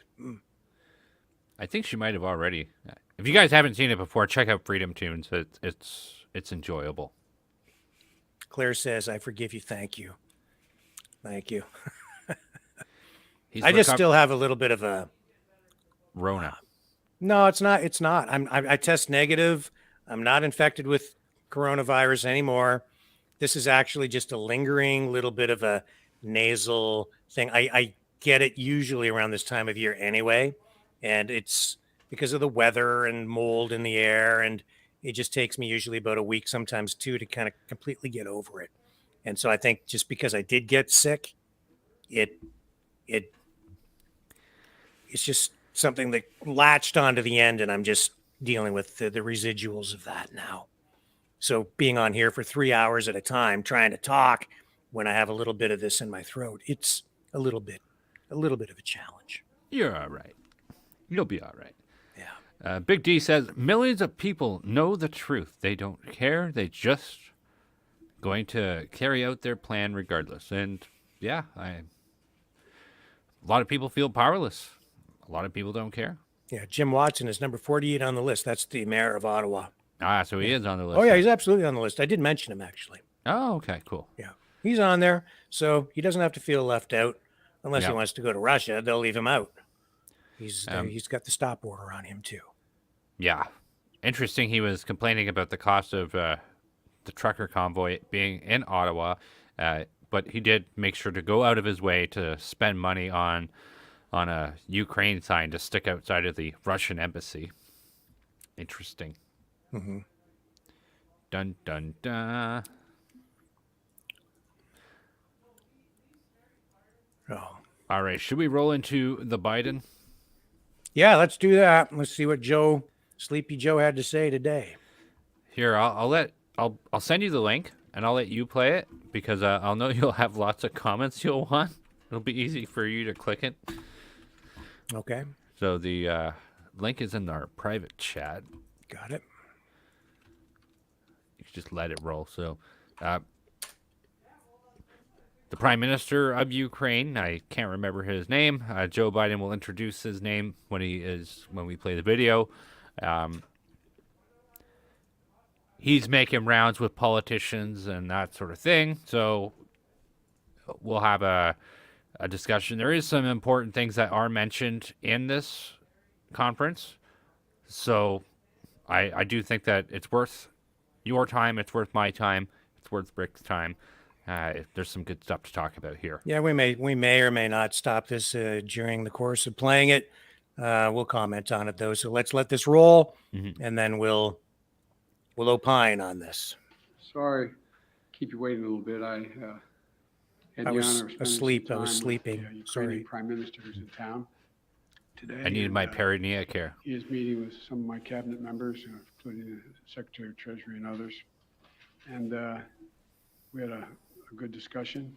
I talked about what I'm about to tell you about today, as well as he was thanking the American people for their support, understands it's significant, and we talked about keeping everyone together in terms of Europe, the European Union, and others in the effort to stop Putin's brutality. But before I head out to the West Coast, I want to quickly update the American people on the latest steps we're taking to support the people of Ukraine and to hold Putin accountable for his brutal and bloody war. Russian forces have retreated from Kyiv, leaving behind them a horrifying evidence. You've seen it, you reported it, your folks. And by the way, I don't say this often, but I think we should give enormous credit to the folks with your agencies that are on the ground in Ukraine, in these spots, and they're really, I've spoken to several of them. We owe them. But uncovering these evidences of their atrocities and war crimes against Ukrainian people is so clear to the whole world now. Now they've launched and refocused their campaign to seize new territory in eastern Ukraine. And we're in a critical window now of time where that they're going to set the stage for the next phase of this war. And the United States and our allies and partners are moving as fast as possible to continue to provide Ukraine the forces that they need, the weapons they need, the equipment they need. Their forces need to defend their nation. Last week, I signed an $800 million package of security assistance to Ukraine that included new capabilities like artillery systems and armored personnel carriers, equipment that is responsive to Ukraine's needs and tailored to support the intensified fighting in the Donbass region, which is a different war than in other places because both topographically it's different. It's flat, it's not in the mountains, and it requires different kinds of weapons to be more effective. Today, I'm announcing another $800 million to further augment Ukraine's ability to fight in the east, in the Donbass region. This package includes heavy artillery weapons, dozens of howitzers, and 144,000 rounds of ammunition to go with those howitzers. It also includes more tactical drones. In the past 2 months, we've moved weapons and equipment to Ukraine at record speed. We've sent thousands of anti-armor and anti-missile helicopters, drones, grenade launchers, machine guns, rifles, radar systems. More than 50 million rounds of ammunition had already been sent. The United States alone has provided 10 anti-armor systems for every one Russian tank that's in Ukraine, a 10-to-1 ratio. We're sharing and will continue to share significant timely intelligence with Ukraine to help defend them against Russian aggression. And on top of this, these direct contributions from the United States, we're the outfit facilitating the significant flow of weapons and systems to Ukraine from other allies and partners around the world, like the S-300 long-range anti-aircraft systems that Slovakia recently transferred to Ukraine. We are getting them in there. We won't always be able to advertise everything that our partners are doing to support Ukraine and its fight for freedom, but to modernize Teddy Roosevelt's famous advice, sometimes we will speak softly and carry a large javelin. because we're sending a lot of those in as well. But we're not sitting on the funding that Congress has provided for Ukraine. We're sending it directly to the front lines of freedom, to the fearless and skilled Ukrainian fighters who are standing in the breach. You got to admit, must be amazed at the courage of this country, the resolve that they're showing, not just their military, but the average citizen, men and women, young men, young women as well.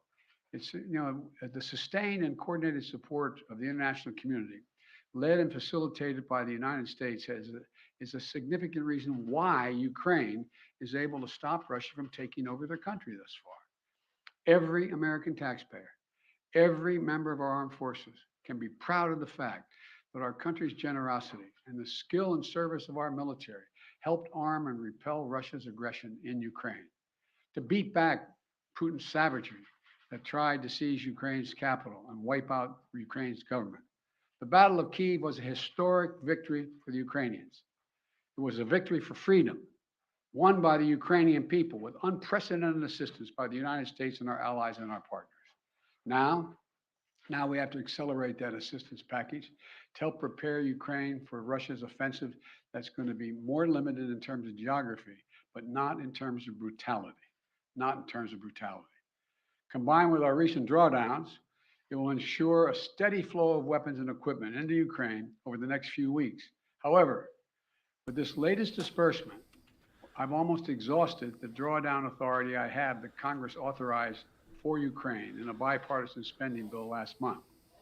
In order to sustain Ukraine for the duration of this fight, next week I'm going to have to be sending to Congress a supplemental budget request to keep weapons and ammunition flowing without interruption to the brave Ukrainian fighters and continue to deliver economic assistance to the Ukrainian people.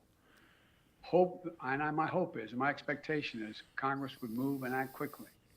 And I want to thank the Congress, Democrats and Republicans, for their support for the people of Ukraine. Our unity at home, our unity with our allies and partners, and our unity with the Ukrainian people is sending an unmistakable message to Putin. He will never succeed in dominating and occupying all of Ukraine. That will not happen. In addition to bolstering Ukraine's resistance on the battlefield, we're also demonstrating our support for the people of Ukraine. Today, the United States is announcing that we intend to provide an additional $500 million in direct economic assistance to the Ukrainian government. This brings our total economic support for Ukraine to $1 billion in the past 2 months. This is money the government can help use to stabilize their economy, to support communities that have been devastated by the Russian onslaught, and pay the brave workers that continue to provide essential services to the people of Ukraine. These past weeks have seen the terrible human cost of Putin's ambition for conquest and control. Approximately two-thirds of all Ukrainian children have been displaced from their home. More than 5 million Ukrainians have fled their country. It's an absolute outrage. The idea this is happening, approaching the second quarter of the 21st century, is just. Last month, when I was in Europe, I announced that the United States would welcome 100,000 Ukrainians so that we share in the responsibility of supporting Ukrainians fleeing Putin's war machine.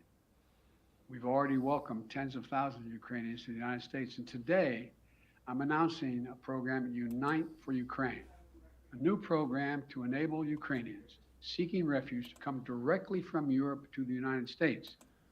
This new humanitarian parole program will complement the existing legal pathways available to Ukrainians, including immigrant visas and refugees processing.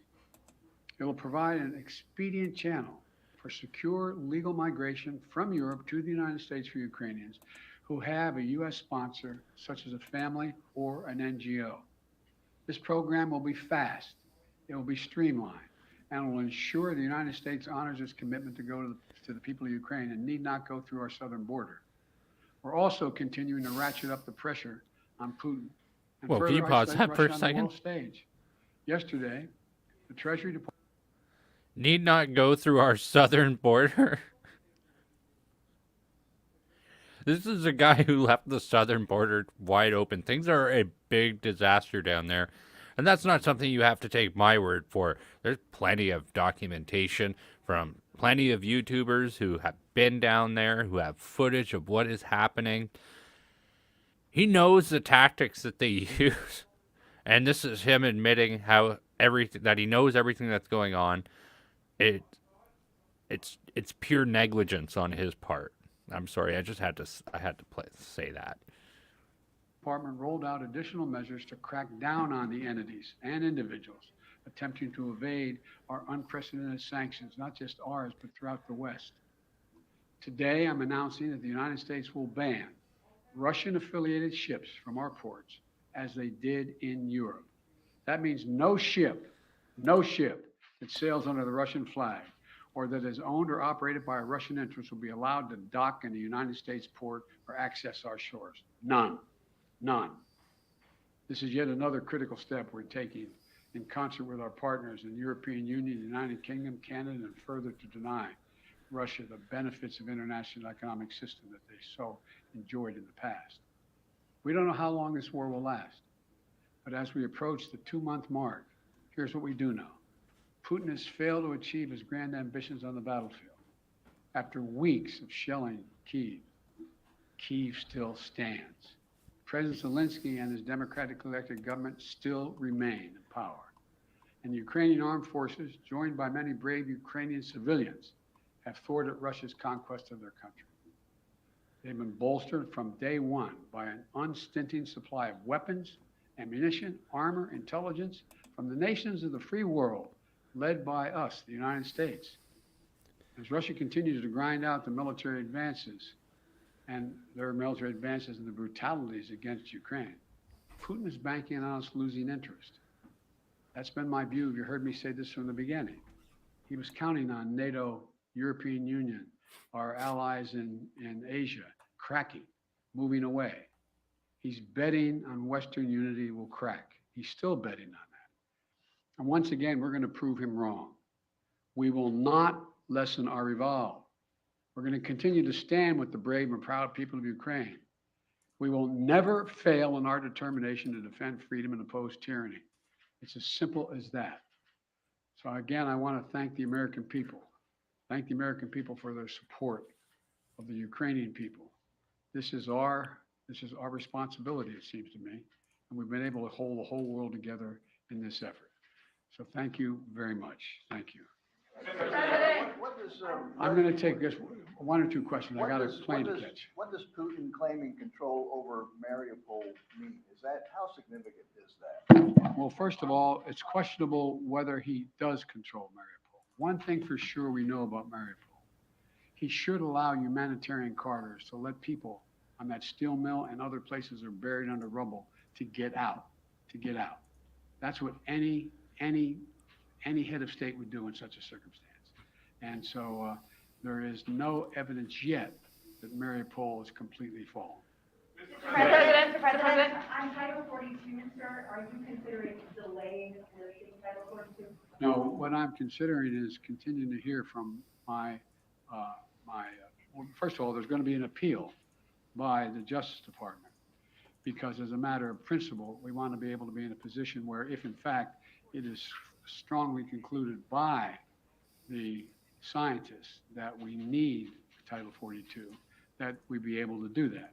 But there has been no decision on extending Title 42. Thank you. Mr. President, how long can the U.S. maintain the level and pace of this military support for Ukraine? Well, we have the capacity to do this for a long time. The question is, are we going to continue to maintain the support of the international community and keep the pressure on Putin to prevent him from overrunning the country, number one, and number two, make sure we continue to maintain the economic sanctions, which over time, and we're beginning to see it, are devastating their economy and their ability to move forward. So the most important thing right now is maintain the unity. So far, so good. Thank you very much. And there you have it. Joe Biden. Sleepy Joe Biden. Committing another 800 million and banning Russian ships from U.S. ports of entry. So more escalation, more funding, more money. And I think Congress will give him that money to allow him to send even more stuff consistently. Basically, they're going to be giving Ukraine a blank check. And we know the debts in the United States are significantly high. Like, they can't afford this either. We're going to take a very brief break here to let you know how you can call in and participate in the show and contribute by engaging and offering up your opinion. So hang in there. We will be right back after this brief message.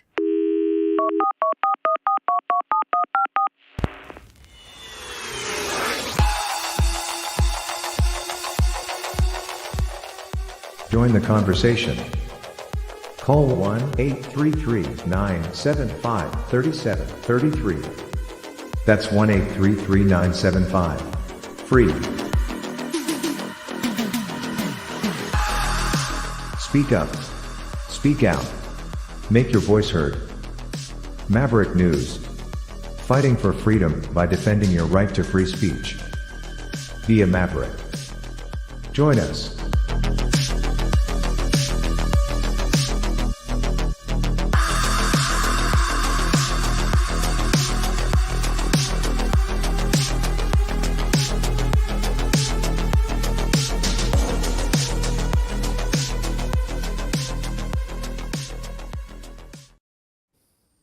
And you can join the conversation at 1-833-975-3733. That's 1-833-975-FREE. It is a free call, but more than that, we are fighting for freedom, trying to preserve free speech. So call in now if you'd like to engage and become part of the conversation. Just by doing that, you become a freedom fighter. And we're always excited to hear from everyone in our Maverick family. The phone system, the call-in system, is a great way for us to engage with people and put some voices to some of those names that we see in the comments section each night. So join us. Call in now at 1-833-975-3733. And more thoughts on Joe Biden, Brendan? I think before we open the phone line, we should take a look at a couple of different statistics about what it means when he says he's banning all Russian ships at United States ports. Some of the facts here are, in regards to exports, Russia was the United States' 40th largest goods export market in 2019. The U.S. goods exports to Russia in 2018 were $5.8 billion, down 13.1 from the previous year. The top export categories were digital and something else it says here, but it says in 2019, the biggest things that we were sending to Russia were machinery, aircraft, vehicles, optical and medical instruments, and electrical machinery. U.S. total exports of agricultural products to Russia totaled $193 million in 2019. Leading domestic export categories include prepared food, planting seeds, tobacco, feeds, and fodders. And then there's other stuff that was not specified. But look, there's a lot of trading that actually does happen. They're trying to downplay this quite a bit, but I think this might actually add to our supply woes even more, our supply chain woes even more. Very possible, and very likely. Mm-hmm. We do need to get to the calls because if we don't, the phone-in system will actually kick out. We would only have. It just needs to make that point. So we have Greg on the phone with us. Hello, Greg. How are you tonight? Can you hear us okay? And I did send you a link to the other window there, Brendan, if you want. You need to let me join over there. And I need to actually add Greg to the call. To the call. Here we go. Hello, Greg. Hi. How are you doing? Just fine. How are you tonight? Can you hear me? Yes, we can hear you now. You're in the system. Yeah. What's on your mind? What do you think? Well, I go to the motive, sir. I'm sorry, you go Motive is we're in the end. Motive. Oh, motive. You always look to motive. We're in the end times. Jesus Christ warned us about these times. Now, I didn't come to these conclusions from the Bible, but the Bible is a history book and a prophecy book as well, because it's a cycle. It's called the precession cycle, and it's a 26,000 year cycle. And every 12,000 years, our solar system eclipses, crosses over the center of our galaxy's magnetic plane, which causes the end times. And we started crossing in 2012, just like the Mayans predicted. And Jesus called these the birthing pains. What we're seeing now for climate change and stuff, these are just the birthing pains. Noah's east to west. It'll be east to west tsunamis, tidal waves. Because the planet rotates west to east, 1,000 miles per hour at the equator, 0 miles per hour at the poles, and Newton's laws, gravitational pull, it's going to pull the oceans around the planet east to west, probably about 800 miles an hour at the equator. Sorry, you felt me. I just came in from outside. And this stuff is, we've carved this stuff in megalithic structures. We've written it down. And it's written in geological evidence and astronomical evidence and archaeological and topographical. They know it. The people that are lying to humanity, they know it. And they're preparing to save their own asses and looking to get rid of all of ours. You're a Christian, you probably think the world's 6,000 years old. Right? No, I don't think that, no. No, I don't think well, it's there's lots we can do, but people have a defeatist attitude about this stuff. Like we basically know what's coming. Like you're going to get electromagnetic plasma bursts, pillars of fire. We live in an electric universe, right? Powered by double torus magnets. The galactic nucleus is a gigantic ass magnet, which powers our sun, which powers our planet. So basically, our planet is a micro, as it is above, so it is below, sort of thing. You know what I mean? Or Solomon, nothing new under the sun. See, grade 5 science could debunk CO2 caused climate change, right? Grade 5 science could debunk COVID, actually, because the temperature. Well, seriously, it could. The temperature is rising first, and the CO2 follows, cause and effect. Right? So what's causing the temperature to rise? Our solar system is crossing our galaxy's magnetic plane. It does at the vernal and autumnal equinox. Jesus probably called it the Alpha and Omega, right? Okay. And as COVID goes, COVID's the same thing. You take what you know is going to happen. So you know the baby boomers, I'm the youngest, I'm the last of the baby boomers, who were born en masse, 10, 20 children families. 76 years ago, are starting to die en masse because they're born en masse. The usual suspects of seasonal flu, which leads to pneumonia and old age. Now you add in Goebbels' propaganda, the bigger the lie, the more often you repeat it, the more believable it becomes, right? Yeah. Yeah. No, the media is the virus, sir. As far as Ukraine goes, Ukraine is like Matthew 24:6. You know, and best I can figure it, we have until 2033 before the oceans get pulled around the planet. There's a conjunction of the planets coming in 2033, and it'll probably pull the oceans around the planet. Probably, as far across as I don't know, but like we can do. There's lots we can do. Ezekiel, I call him Ezekiel Musk. His vertical takeoff, vertical landing rockets, right? That would be an arc. We're already doing seed banks. We're doing that stuff. You're going to want to go move people north and west because the oceans get pulled around east to west, right? Mm-hmm. The Zanamia, solar sail, laser, spotlight satellites, because that's what they are. They're if you actually read the report on it, the guy that thought it up or rethought it up, whatever the case may be, he calls it solar sails and laser spotlights. So, because it's reflecting the energy of the sun, right? So you could have Garden of Eden with those, or you could do geoengineering with those. Like you could carve, You could carve a river from the Great Lakes down to California if you want. Probably do it in a week. Yeah, they probably could. You know? I'm actually kind of interested on Rick Walker's opinion on this. I've talked a little bit about my stance in regards to end times. I'm just not very sure. And you know, those who have ears will hear, right? If you have the prerequisite knowledge, you will understand. So if you have, I get have that, ears, but you have to also understand, right, that people have been stating, "Oh, World War II is the end times." Like the end times has been stated over and over and over again. People, when I talk about it, I'm going to be really sure about it. But I tell you, I did not come to this conclusion lightly. I did a lot of research and a lot of thought experiments, a lot of thinking. Yeah, no, I know. I'm not knocking. It's undeniable. It's undeniable, right? Like it's like you're getting hail. Okay, hail.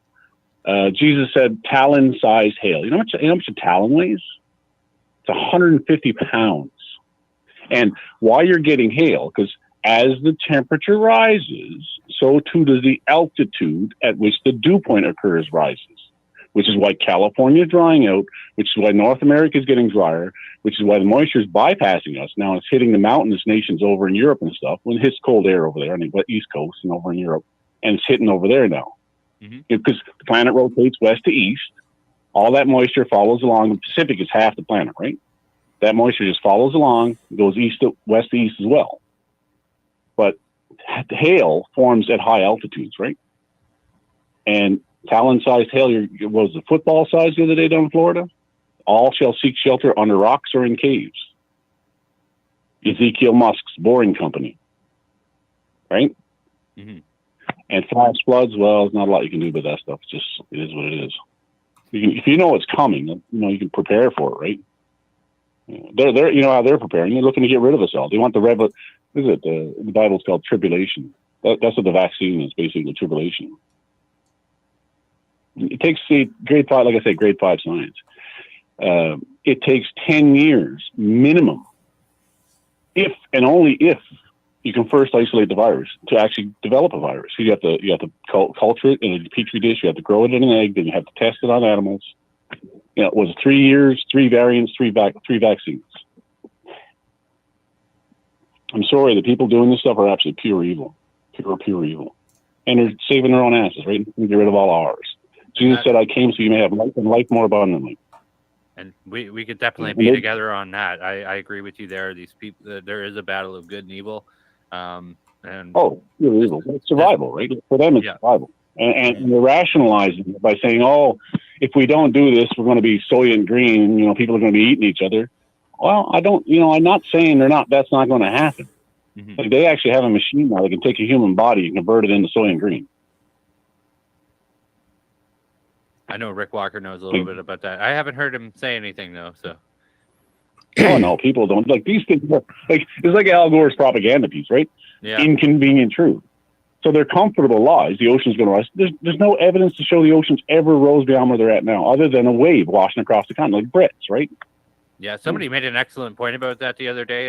Obama bought a mansion on an island off New York.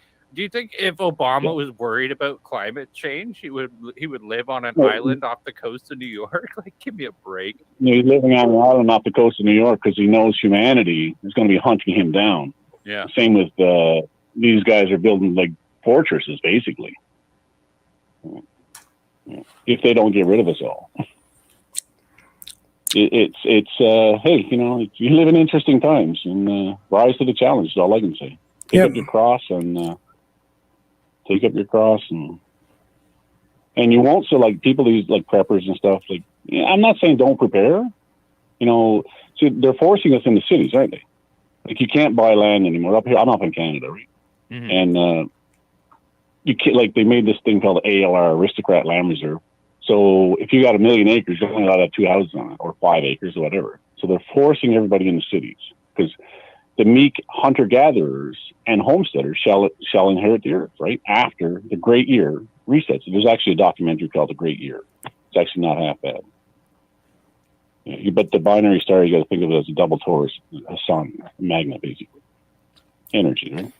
Well, we're going to have to It's a move long on. time. I appreciate the call very much, Greg. All right, brother. Yeah. Yeah, good day. Yeah. Thank too. you very Thank you so much. much. Appreciate it. Just stick with Jesus, man. He unites us all. They can't divide us if we're united. Okay. Well, Amen, brother. you call back anytime. Thank you, Greg.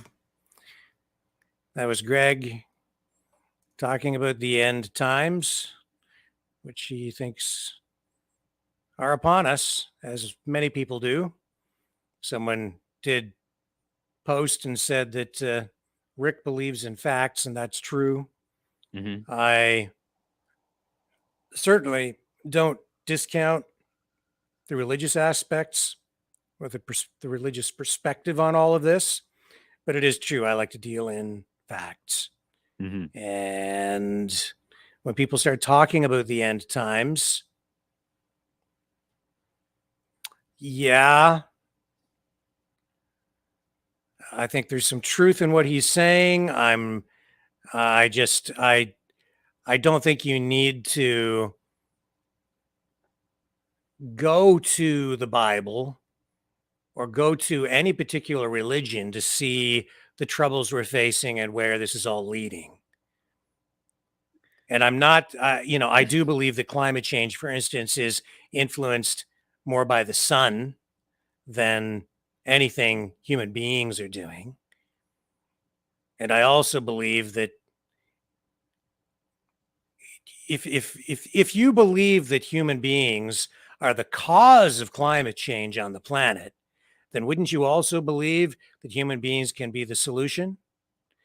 If we can affect the climate through just by burning oil, which is what they want us to believe, wouldn't you also believe then that we have the ability to clean it all up and come up with technology to reverse that?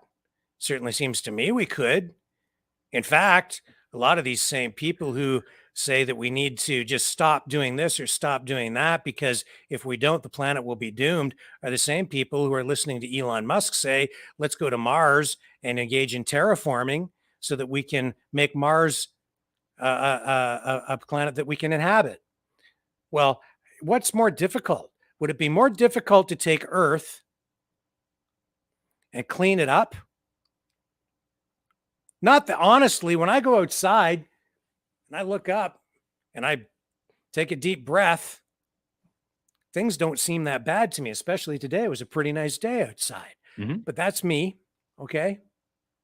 I don't buy a lot of what people say, but wouldn't it be easier just to make a big machine to suck up carbon dioxide rather than trying to completely transform a hostile planet that isn't capable of supporting human life and trying to transform that entire planet by, I don't know, transplanting enough water onto the surface to, like, where are you going to get all the water? Like, this is, people believe we can transform Mars into a habitable planet, but for some reason we can't fix the one we're on.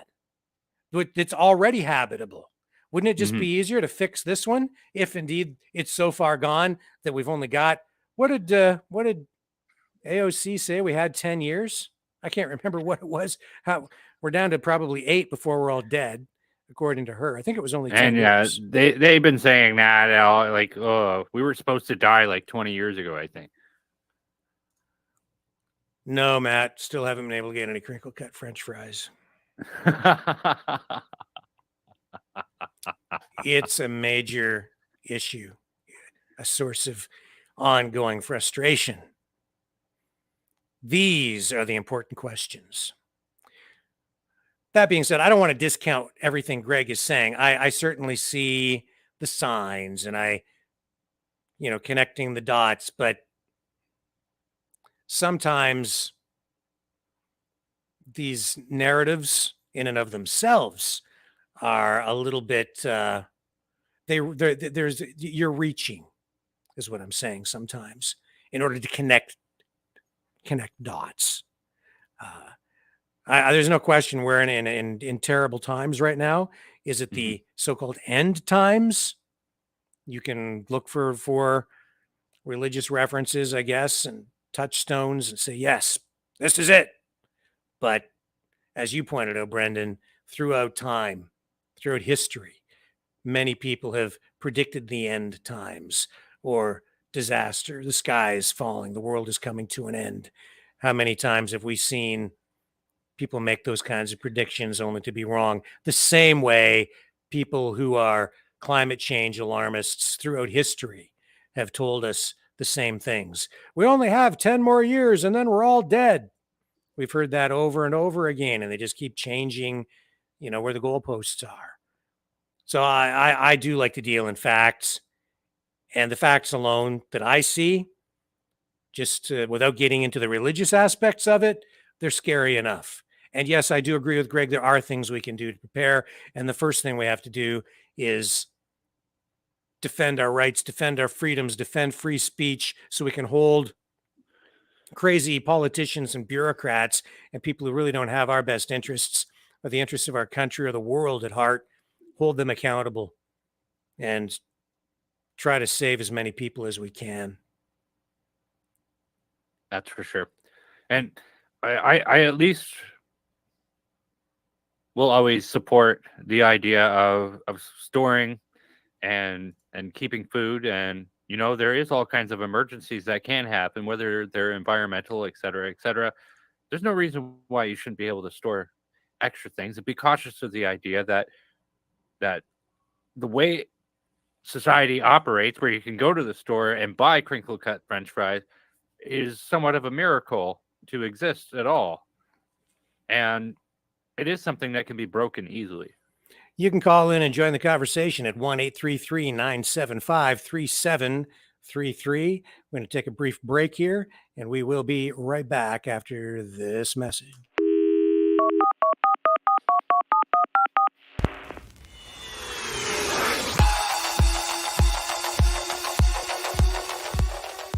Join the conversation.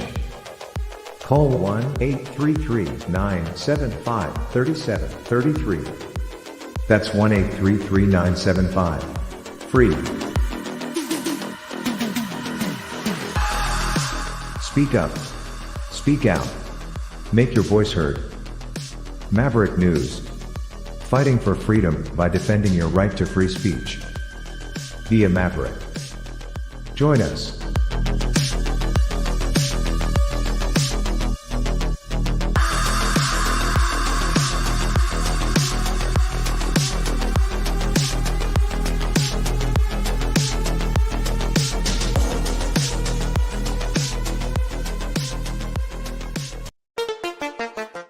The New World Order. Government overreach. The Great Reset. Mainstream media lies. Now more than ever, independent voices are needed. Donate now at freedomreporters.com. That's freedomreporters.com. Maverick News. The antivirus program for your mind.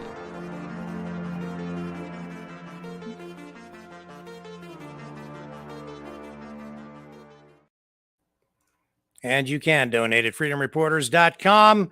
Click the hot links in the YouTube, Facebook, Rumble descriptions, or just subscribe. And you can also fight for freedom by calling in right now at 1-833-975-3733 and joining in the conversation. Let's get engaged. Let's hear from you. What do you think about what Maxime Bernier had to say tonight, the leader of the People's Party of Canada, on earlier this evening? I see some people tuning in now saying, where's Max? Well, he was on at the very beginning of the program between 6 and 6:30. You can always rewind and watch his interview with us. It was very gracious of him to share even a half an hour with us tonight. And you can catch his entire interview just by going back after the broadcast is finished and watching the recorded version of it. Catch what he had to say. And of course, you can call in right now at 1-833-975-3733. That's 1-833-975-FREE. And join the conversation with myself and Brendan here on the Maverick News Channel. We are the Freedom Reporters. And hey, Maverick family, you can be a Top Gun by calling in. It is a totally free call. And just by engaging and participating, you too will be supporting and fighting for free speech. Also, do remember to make sure you hit the like button, and if you're not subscribed already, please do, and hit the bell to make sure that you receive notifications for when we go live. So, any further thoughts on where we were at there? We kind of got sidetracked with Greg and his comments on the end of times. I mean, they're all related, I think, to Ukraine. I, of course, am concerned about the level of, the arms that we're sending over to Ukraine. I'm concerned about the money, and I'm concerned about, possible corruption. And we do have a call here now, and it looks like somebody calling from the Ottawa area, possibly Maxime Susan. Bernier? Is this Susan joining us? Yes. Well, how are you tonight, Susan? What's on your mind? You were right about Maxime. He's the only one that's been around throughout this whole pandemic. Yep. I don't trust Pierre Poilievre at all. Mm-hmm. Something's just not right. He's making it sound good, but I don't know. Just sounds kind of odd. Yeah. Go. My gut's telling me he's not the one. Yeah, I gotta say, you're not alone there. I mean, Pierre is lying to you. Hashtag Pierre is lying to you. It's been trending on Twitter for like 5 days straight, pretty heavily. A lot of people are not so sure about him. And Rick, you made a good. It's like the jab too. My gut told me from the beginning it wasn't right. So, no. I just, But yeah, I think Maxime Bernier or the New Blue. Yeah, well, the New Blue is running provincially, right? They're a provincial party in Ontario. The reference to blue being, of course, a reference to the color of conservatism traditionally in Ontario and Canada. So they're the New Blue or New Conservative Party, if you will, for Ontario. Heading into the next provincial election. And then the PPC, the People's Party of Canada, they're federal. So you can actually support both without any conflict, right? Mm-hmm. Yeah, but that's just my opinion. So I thought I'd call in and let you guys know. Well, I appreciate that very much. I think that those are all valid points. And you and Brandon have a good night. Okay, well, thank you. I'm glad you both are feeling better. Thank you, Susan. You call back anytime. It's been a pleasure. And, all right, thanks. All right, and we do have Greg. I don't know if is this the same Greg or is it a different Greg who wants to talk about Maxime? Oh, no, this is the same Greg. I just don't want my last name given, no. But okay, sure. Go ahead. What do you want to say about Max? First of all, I'm a big fan of yours, Rick and Brendan. Yep. I think you're doing a super job. I love the call-in idea. Our only choice, if people would just listen, is Maxime Bernier in the PPC party. He hasn't changed his policies. He hasn't changed what he's been talking about. And he's been doing this for the last 6 years. I don't know with Pierre Poilievre. This guy backed up Justin Trudeau for the last 6 years here. So I don't know what you think about this, Brendan and Rick. Just think about that, what he's done, and he thinks he's going to save Canada. Well, here's my opinion on it. To be honest, everybody likes to jump on the hate Pierre wagon, and I'll tell you where I'm at with it. I'm 60. I don't trust him. 60%. I don't trust him. I'm 40%. What if? It's a big what if, but I'm like, what if? And if it is a what if, and it works, then you know what? Thank God.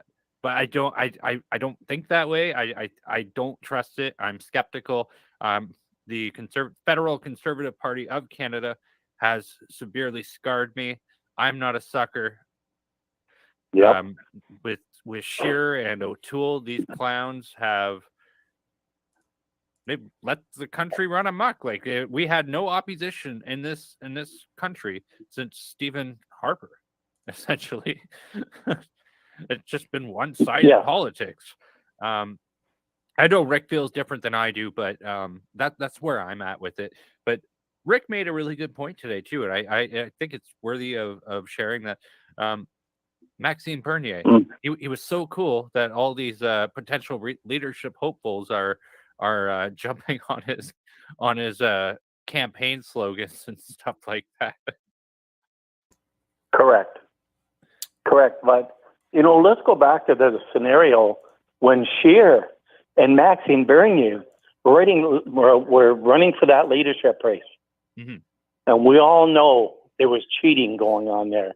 There was 7,000 more memberships come in on the 14th ballot. Now, just think about if Maxime Bernier would have won that leadership race, we wouldn't be in any of this, nothing, of what's going on right now with Trudeau, and he won't let us get on a plane if we don't get the double, what we call it? We can call it the jab. Yeah, the Fauci ouchie. Well, okay, we can call it the jab.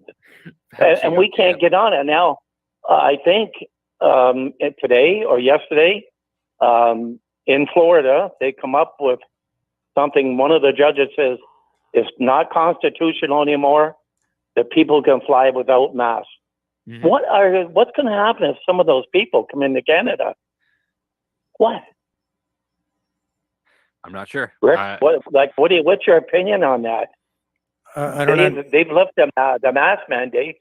Yeah. We haven't, because Trudeau wants us to get the double jab or the triple jab. Mm-hmm. So, I think if Maxime won that leadership race against Scheer, we all know that. And Maxime took it like a man. Didn't really say too much about it, but he had to know that all those on the 14th ballot, the extra 7,000 they say from the dairy cartel, that they come in there, and then they burn the ballots after. I mean, are you kidding me? I mean, why didn't they save the ballots if the numbers were true, right? So, I mean, I'm all for Maxime. I think we have one chance left here in Canada. And if Maxime doesn't get in there and start running this, this country of Canada, we are going to be a communist country. It's coming if Trudeau can, swing it with the NDP. Okay, Greg. Well, we're going to move on because we do have somebody waiting in the wings here. Again, thank you very much for calling back, and we appreciate all your comments. Very helpful. Thank you, Greg. You're amazing. Thank you very much. Thank you. Thank you, sir. Have a great night, Greg. And good night. Who do we have here? This is Citizen 9. Is that correct? That is correct. Well, welcome to the Maverick News Channel. What's on your mind tonight? I'm just curious, what did you gentlemen think of Pierre Poilievre, or did you even know who he was prior to COVID? Yes, I knew who he was prior to COVID. Yeah, likewise. Prior to COVID, I thought about your opinion before all of this. Well, did you see him as, because he was being blacklisted by O'Toole and he was being pushed away? Yes. So I'll shut up and listen now. I was aware of all that. I was aware that he was a potential leadership possibility, not, in this leadership race, but in the one prior.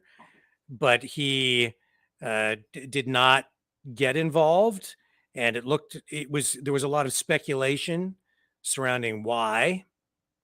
It was never entirely clear at the time why.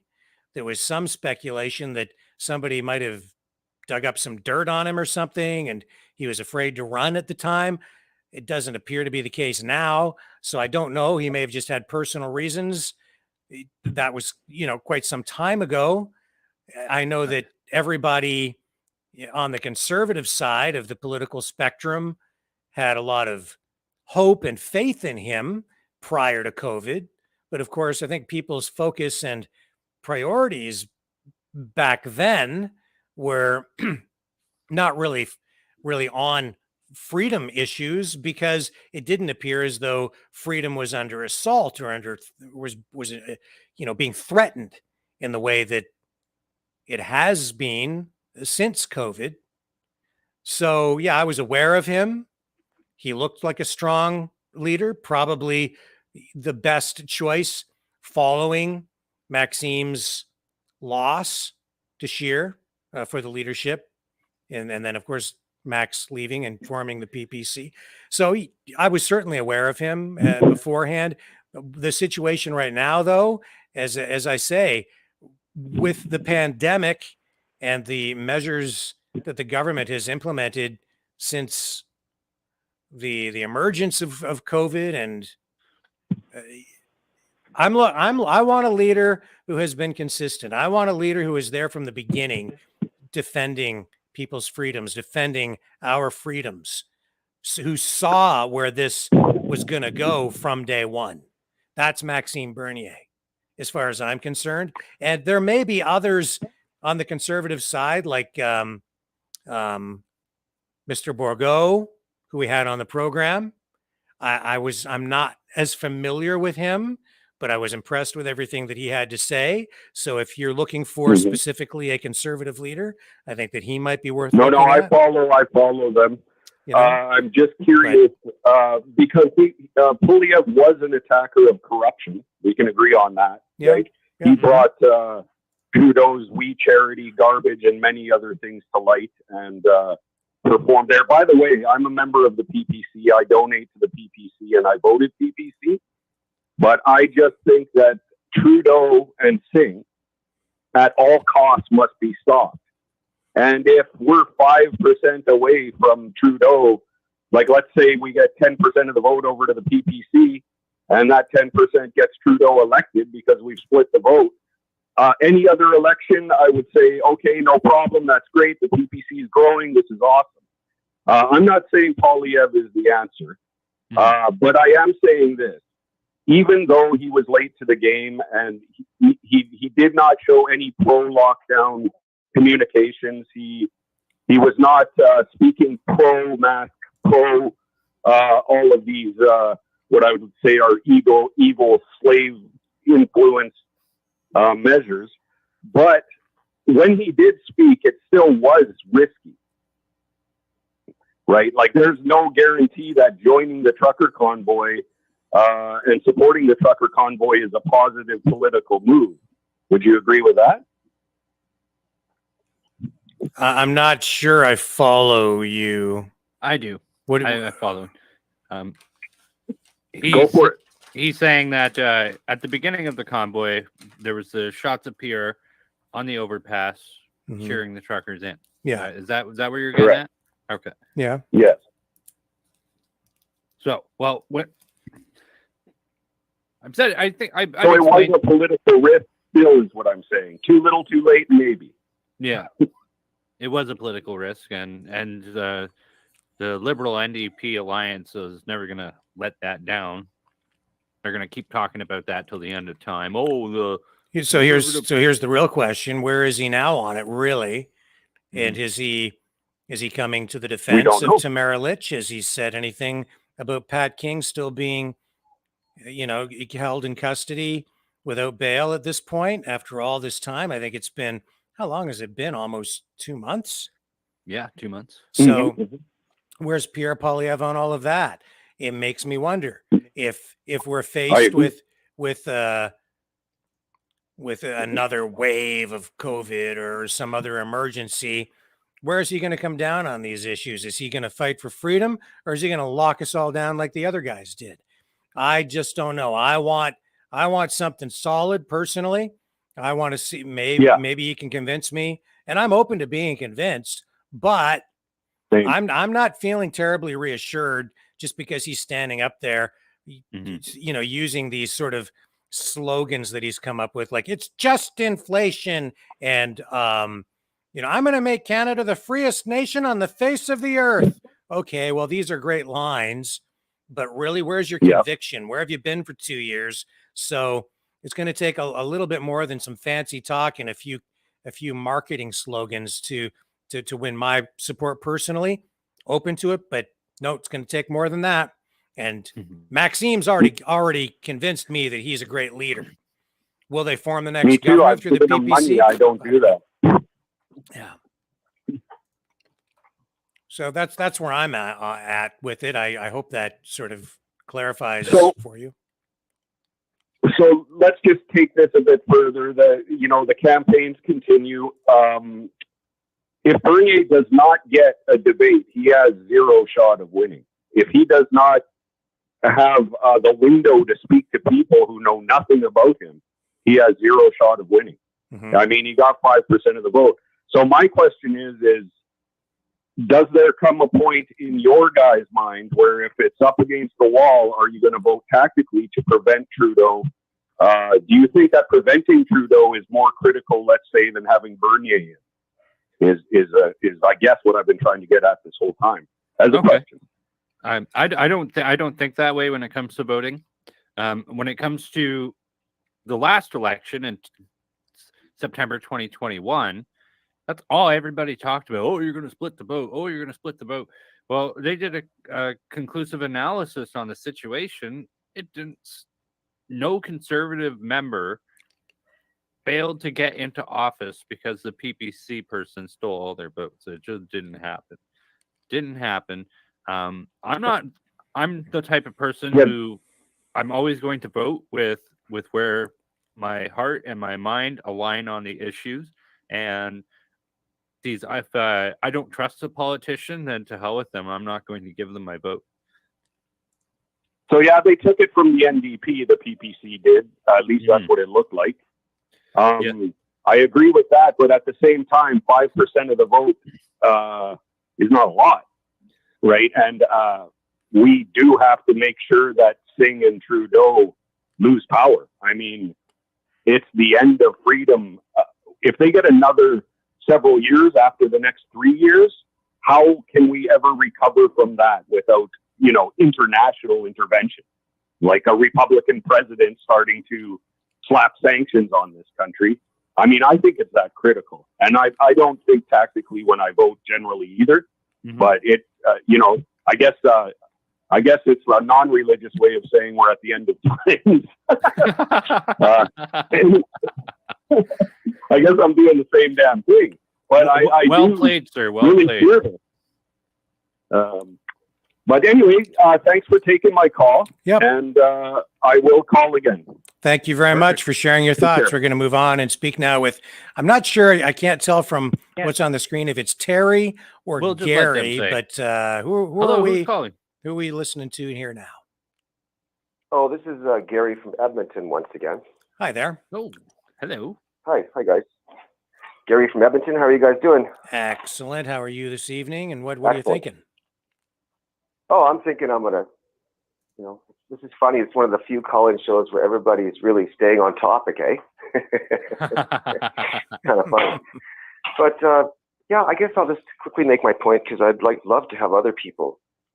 I might say something that might trigger somebody, so we'll see what happens here. But I think that I agree with Rick. I think and with you, Brendan, as well. I think that we should vote with our hearts. Make sure we're voting the right direction. And I think that any kind of a strategic vote, I think that's just not the right way to go, because some people might think this is conspiracy theorists, but I think the idea of a controlled opposition isn't too far-fetched, isn't it? No, it's not far-fetched at all. No. It isn't, is it, Rick? And the WEF has been in our government long before the Liberals were taken over. We have penetrated the cabinet. Exactly, right. Exactly. Yeah. I mean, back then, nobody was thinking about stuff like that because people were thinking about the 2008 crisis, the financial crisis, or I was one of the people that It's with my gotten so bizarre ex-wife. that Klaus Schwab could literally be a villain from a James Bond movie. Like he really could. Well, yeah. Well, it's even more ridiculous. It's more like gold member or gold. You know what I mean? It's like Yeah. it's, Gold member. yeah, gold Yeah, finger, it's more right? like gold member. You're right. Like Austin Powers. It's that crazy. That's right. It's beyond insane. Another. So it's comical. I wonder if Justin Trudeau got his shrew painted gold. Like really, if you just, that's why they get away with it, because it's easy to say, oh, that's just a conspiracy theory. Meanwhile, when they're sitting there saying, you will own nothing and you will like it, and they mean it, and they're really doing it. And when you just try to talk about it, it's so insane that you sound insane saying it, while these insane people are actually doing these insane things to us. That's right. You were actually pretty good at that, Rick. I know, it's pretty scary, isn't it? Well, I just need to shave my head. I love the sense of humor. Yeah, I love the sense of humor you guys have. I think that we're living in some pretty harsh times, and I appreciate it. I mean, I had a very good laugh. I don't want to get into the topic and trigger more people into something else, but I was that was the perfect medicine for me that day. It was just hilarious. I was laughing my head off all day thinking about it. So, but anyway, guys, I just wanted to say hello again. I know it's been a little while. I also wanted to touch base. I haven't said very much about myself or what I'm doing. I think that a lot of people that listen to this show are definitely part of the freedom movement. I've been doing a lot of work with Action for Canada, not work, because it's way too much fun to be work. And when you throw away the working for, the dark side, everything is fun. Everything that you do is fun. And I mean, like right now I can do any kind of work. And if I have a smile on my face, I just find like everything the universe really works with you that way. That's a great point. It's about being around community, right? So you are with people that are similar minded in your community, and you're working towards something that is very noble and very good. So thank you for all your efforts with that. And in fact, I think we should probably devote an entire show to talking about parallel communities, parallel economies, how we are forming new friendships and creating communities within communities of communities of freedom fighters, right? That's right, because Rick, so many people are so tired of this, so tired of it, that they're thinking the only way to do anything differently is to start fresh somewhere else. Yeah. And a lot of people are looking at land, they're looking at building a community of people. I mean, and it's just, that's exciting. And there's a lot of talk of that. There's already organized talk about that with silver as a way to, be paid for the work that we do within our community, or also services. Like for me, I'm a musician, singer, songwriter, so I'm doing some work with them for that. This Saturday, there's going to be some good music happening. There's going to be more marching, and I know I'm going to meet a lot more people. And every time I go there, I make new connections, and it's just amazing. Like, so, and like sometimes the whole week can feel like you're just waiting to get up there and do your thing and do your speaking. And when you go to these any kind of these rallies, well, at least in Edmonton, everybody gets a chance to go up and talk. You might not be able to go up the day that you wanted to go up, and sometimes it doesn't work that way in your favor anyway. I mean, last weekend I went up I was talking about the manipulation of our Father and how it connects to the church and a whole lot of other things. But I wanted to go up there and talk about that on the last Saturday, but I didn't have a chance. And then it worked out in my favor, so to speak, if you think that it's me doing this. But that's, the next weekend was the Saturday before Easter Sunday. So it worked out way better. I had a lot of people coming up to me talking to me actually about that later on, made some great connections, and yeah, so. Well, but, they can try and I lock better us let you all guys down again, and they tried to,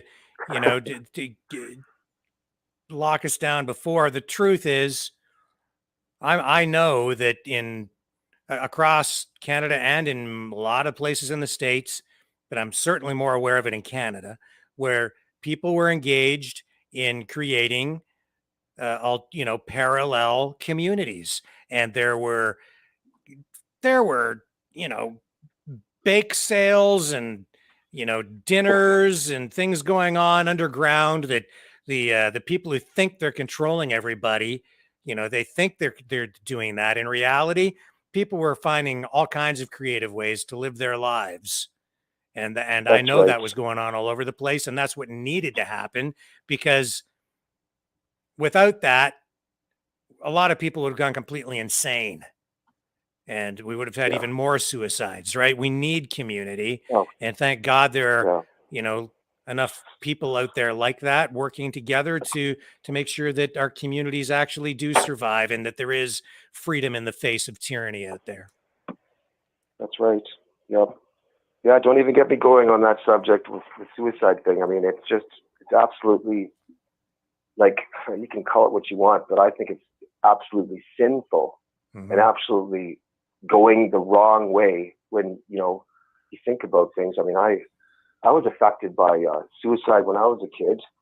I was a young boy, and my parents were trying to help out my aunt who had lost her children due to, I guess it was mental illness, but her husband was a master's psychology, had a master's degree in psychology, and knew exactly what to do and what to say.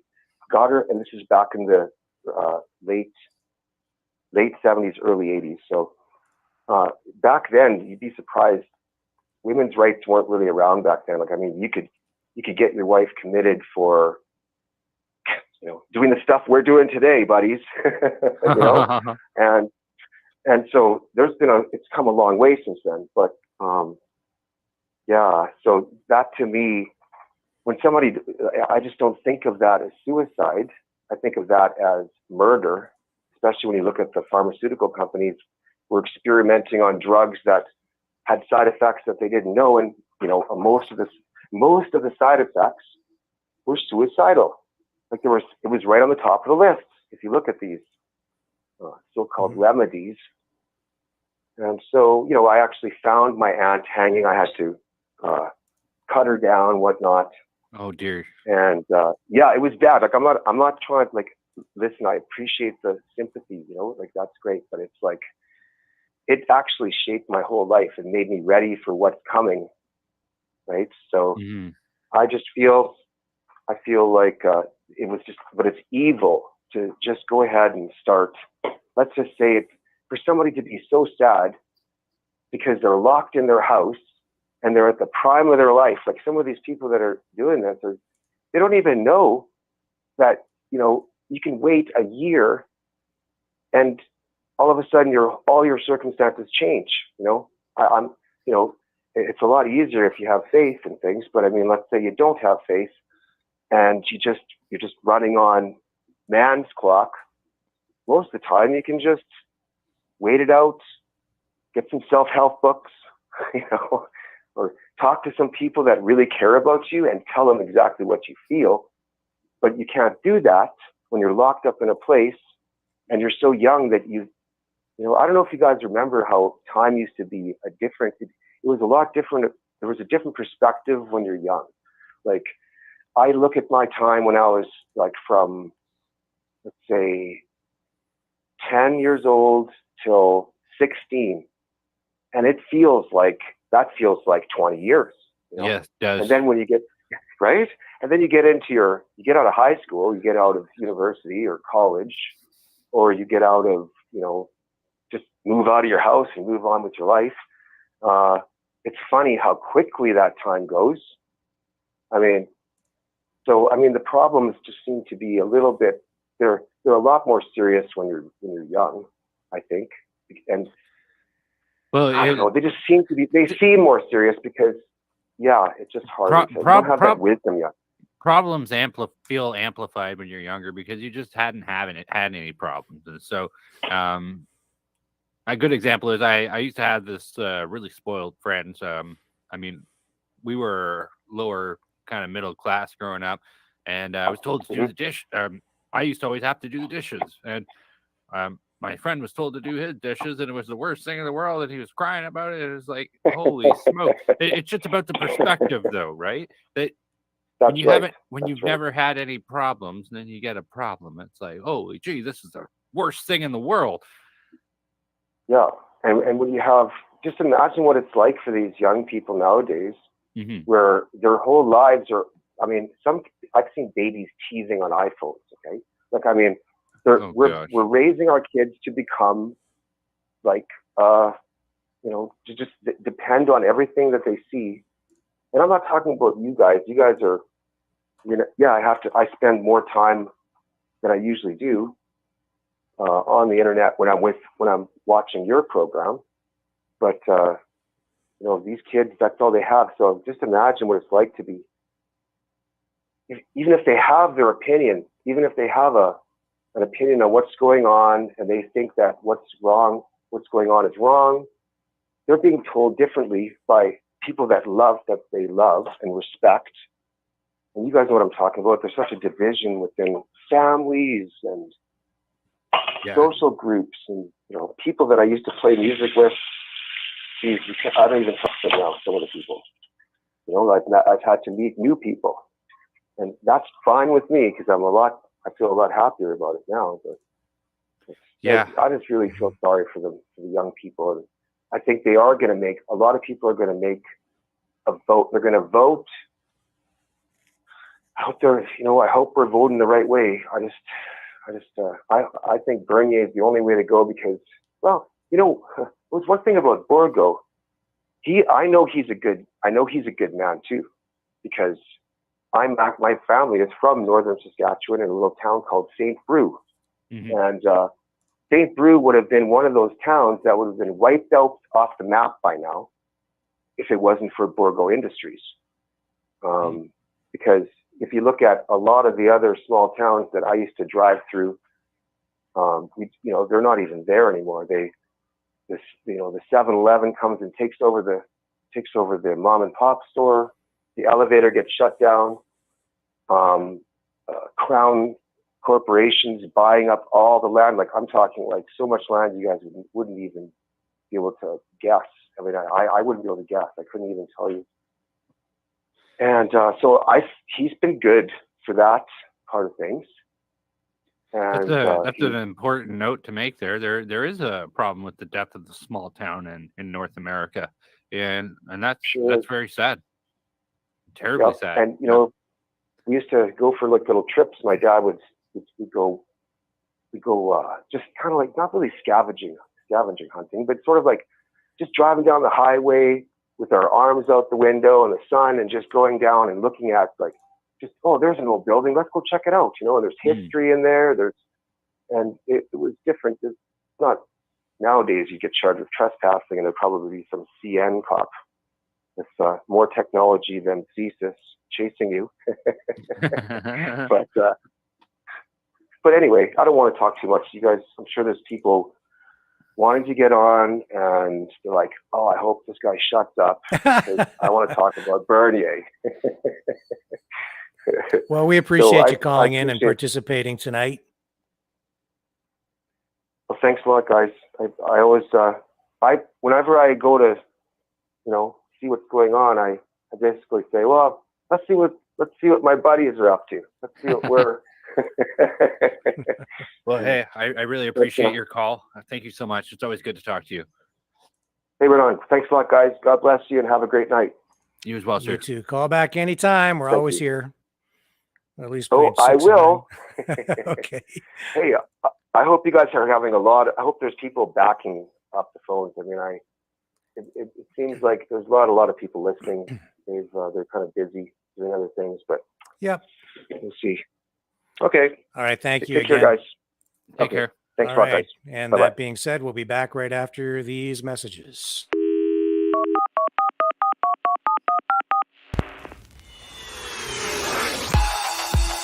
I'm still on the line, so I just want to say take care. Join the conversation.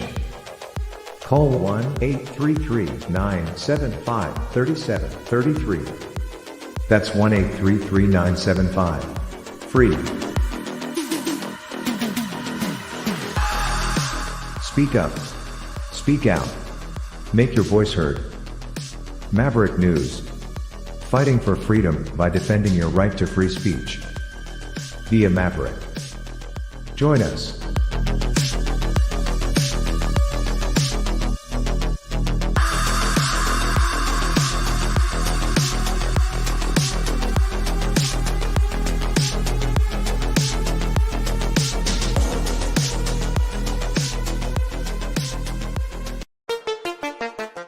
The New World Order. Government overreach. The Great Reset. Mainstream media lies. Now more than ever, independent voices are needed.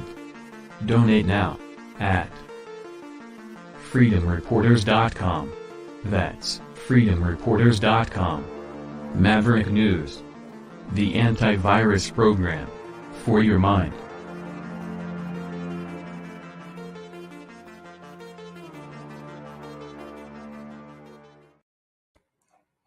And you can donate at freedomreporters.com. You can also click the hot links in the YouTube, Facebook, Rumble descriptions and go straight to the donation page to support our independent journalism here on the Maverick News channel. And I'll throw it over to Brendan to tell you how you can support us in other ways as well.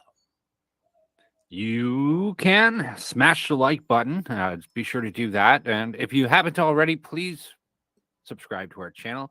We are pumping out content all the time with more and more to come in the near future. Furthermore, make sure you hit the bell for notifications to make sure that you get notified of everything that we are doing. We appreciate all of the support that you have given us over the past few months here. And thank you so much for everything, whether it's participating in our conversations, whether it's commenting. Thank you. We really appreciate you. Yes, and if you support our work, then we'll be able to continue to bring in high caliber, high quality guests like Maxime Bernier, who was on earlier this evening, or Scott Ritter, who is an expert on foreign affairs and especially Ukraine and Russia. So, yeah, support what we're doing, and we in turn will make sure that you have a voice, and you can join us right now and lend your voice to the conversation by calling 1-833-975-3733. That's 1-833-975-FREE. Call in now, participate in the conversation. We are getting close to the end of the broadcast, but we do have a little bit of time left. So if anybody else still wants to call in and engage, we still have a little bit of time to do that.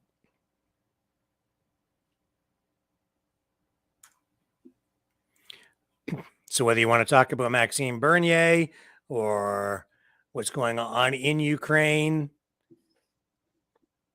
still a few minutes left in the broadcast, and you're welcome to engage with us tonight. But as we do that, possibly prepare for a couple of calls coming in here. Any further thoughts tonight on today's top news stories, Brendan? Yeah, so when it came to the Joe Biden thing, when I watched that this afternoon, I watched it on like ×2 speed. And so when we watched it on normal speed, I was like, holy gee, he's not that lively, Joe Biden.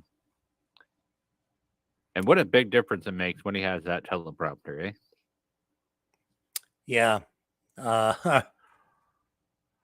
Well, I just think that the entire situation over there is, I don't know what the right word is anymore.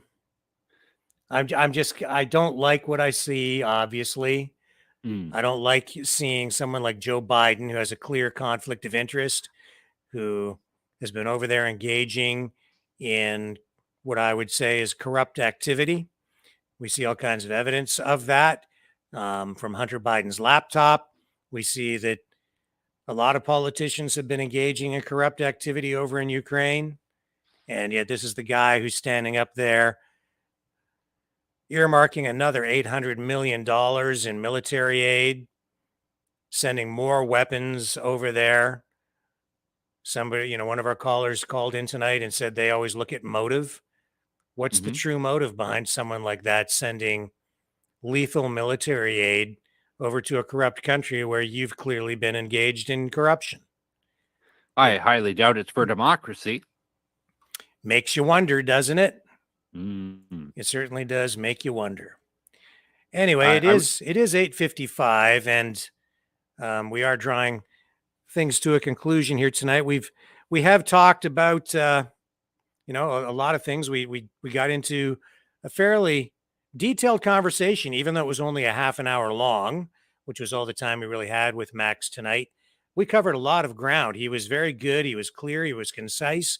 And as I say, he has been one of the only politicians I've ever met who has been consistent. Does what he says he's going to do, says what he means. It's pretty clear, backs it up with his actions, and even went to jail in the face of tyranny to stand up for what he believes is right and stand up for freedom. I think that is the right thing. That's what we're here for, too. We're here fighting for freedom, fighting for free speech. And to do that, we need your help. So before we sign off tonight, I would beg again, one more time, just if you're able to support us, you can do that by going to freedomreporters.com or by clicking the hot links in the YouTube, Facebook, and Rumble descriptions. And you can go straight to the donation page there to support our independent journalism, support our efforts to fight here on the front lines of the information war. We beg of you. We absolutely need your help. And also, please remember, smash this thumbs up button. Subscribe if you haven't. Hit the bell to make sure you get those notifications. And last but not least, share this with your friends. Share it with your family. And do remember that offer. For $200, you can rent me and Rick to your family gathering event, and we can scare your relatives away. So that's still on the table. But we do have one caller in just before our 9 p.m. cutoff, and may go a little beyond 9 o'clock now because we're gonna take a call from Brenda Lawler, who does want to talk about Maxime. How are you tonight, Brenda? I'm fine. I'm so glad that you guys are doing this. I've been following you since the Convoy, and you've got through me because I was skeptic with the COVID and all this. But I'm calling about Maxime. Sure. I followed him on Mad Max, and I'm going to say I was a liberal all my life. And after I seen what Trudeau did to our citizens, I turned against the liberal. And as far as the conservative, I want to ask you a question. They're saying Pierre is not with the WEF, but isn't there people in his party with the WEF? Definitely, yes. He was listed on a website. I won't. You go ahead. Okay, you go, Brandon. No, go, Brandon. Let's go, Brandon. Yes, his name was on the WEF website, and it's gone now. I don't know how much or how little involvement he has had with that. He, on several interviews he has done, has explicitly stated, I'm not involved in the WEF. I don't know. It's concerning, but I really have to say, welcome to the party. We are so glad to have you. We will take any of Justin Trudeau's former followers are so welcome. So, welcome to the party. Thank you. What I was going to ask, but there is members in the Conservative Party that are with the WEF, right? Absolutely, yes. Yep. Absolutely. You can go on the Conservative. Yeah, you can go on the WEF website and you'll see the liberals, lists. And I don't trust the NDP anymore. None of them. Yep. So now my trust is in Maxime because everything I heard and how he talks. To me, he's the most honest politician right now. Yeah. Yeah. And we do have a politician in southern New Brunswick. I wish we had one here in northern New Brunswick, PPC leader, who speaks just like Maxime. And that's where I found out about the PPC leader, because I seen this guy on Facebook. And the way he was talking, Nicolas Perret, I can't even announce his last name, it was unreal. So that's what turned me to start going with the PPC. Well, what we've seen with the PPC is that it started out as really a home for homeless conservatives, but through the last election, we saw people from all political stripes coming over and joining the People's Party of Canada. And that is because of the kind of experience that you're describing right now. And there really, I don't think is much difference anyway between even the Conservatives and the NDP these days. Maybe no, there isn't. Ones, and I don't see any difference with the Conservatives, the Liberals, or the NDP. Yep. I don't see any difference because, like, what I'm hearing, like, with Pierre's talking, I mean, I always say sometimes they're all talk but no action. Yep. Well, that's him. That's what I see. All talk, no action. And then when they get there, and if he does become prime minister, my opinion is that when he gets there, oh, well, there's nothing I can do because the Liberals ruined us. Yeah. Yeah. They always come back with something like that. That's I mean, we don't have, based off of the track record since 2015, they haven't given us any reason really to trust them on anything. No, I don't trust them. Mm-hmm. and for good reason. Where I come from, the north of New Brunswick, they're all red. It's red. Mm. And I mean, and it's where I live, there's a lot of senior citizens. And just yesterday, I was talking to my mother, and she's a real liberal, and she was saying, oh my gosh, Trudeau was here Tuesday. I just love him. Well, I kind of said, what? Like, they follow the media on TV. Like, they don't have computers. They don't see what I see. So I tried to explain this to the people in this little town that I know, but it's just like this. It doesn't want to sink in. And even with my mother, like, she don't understand it. So I bring her down here sometimes to show on the computer what's going on. Yeah. I mean, bless you for doing that. I mean, it's not an easy thing to do. I always try to urge with the Family Matters diplomacy, because at the end of the day, we got I love my family. Whenever they get into I do too. Whenever they get into divisive issues, I will opt out. I'm not the type of person who has to have the last word. When I start to talk about politics around my family, they just hang up the phone and say, "Oh, we're real busy now. I gotta go," or they all just get up and leave the room, or sometimes they just tell me to shut up. That's quite. It's becoming more and more common all the time. Yeah, but what I'm saying is, like, when you have elderly people like in their 80s and that, it's kind of hard to get them to understand what's going on. Yeah. Or, to change their mind, or like until you have to show it to them. Like, I showed her on the computer what happened in Ottawa because she's seen it on TV. Yeah. But she didn't see the whole story. So she was only believing what the fake news was telling her. Yeah. Until she's seen it on the computer. And then she said, oh my gosh.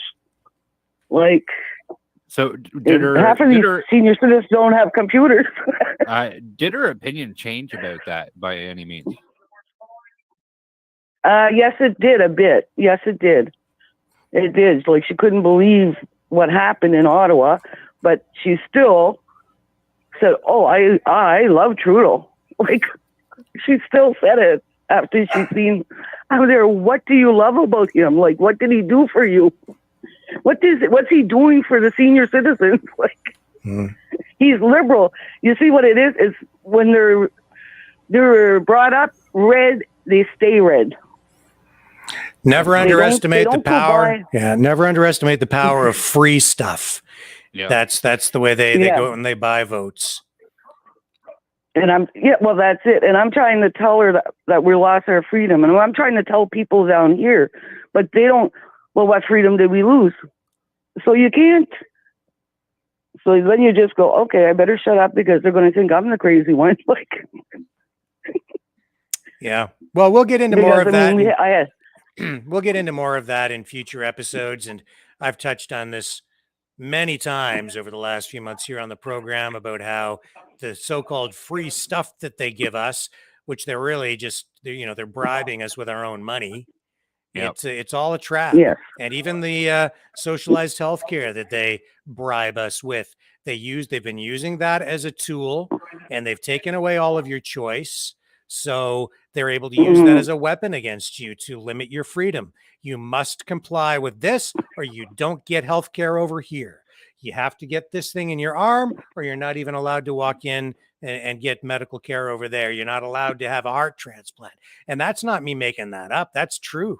Yep. If you don't have that thing in your arm, they're not going to give you a heart transplant. They'll let you die. Well, and that's all for your health.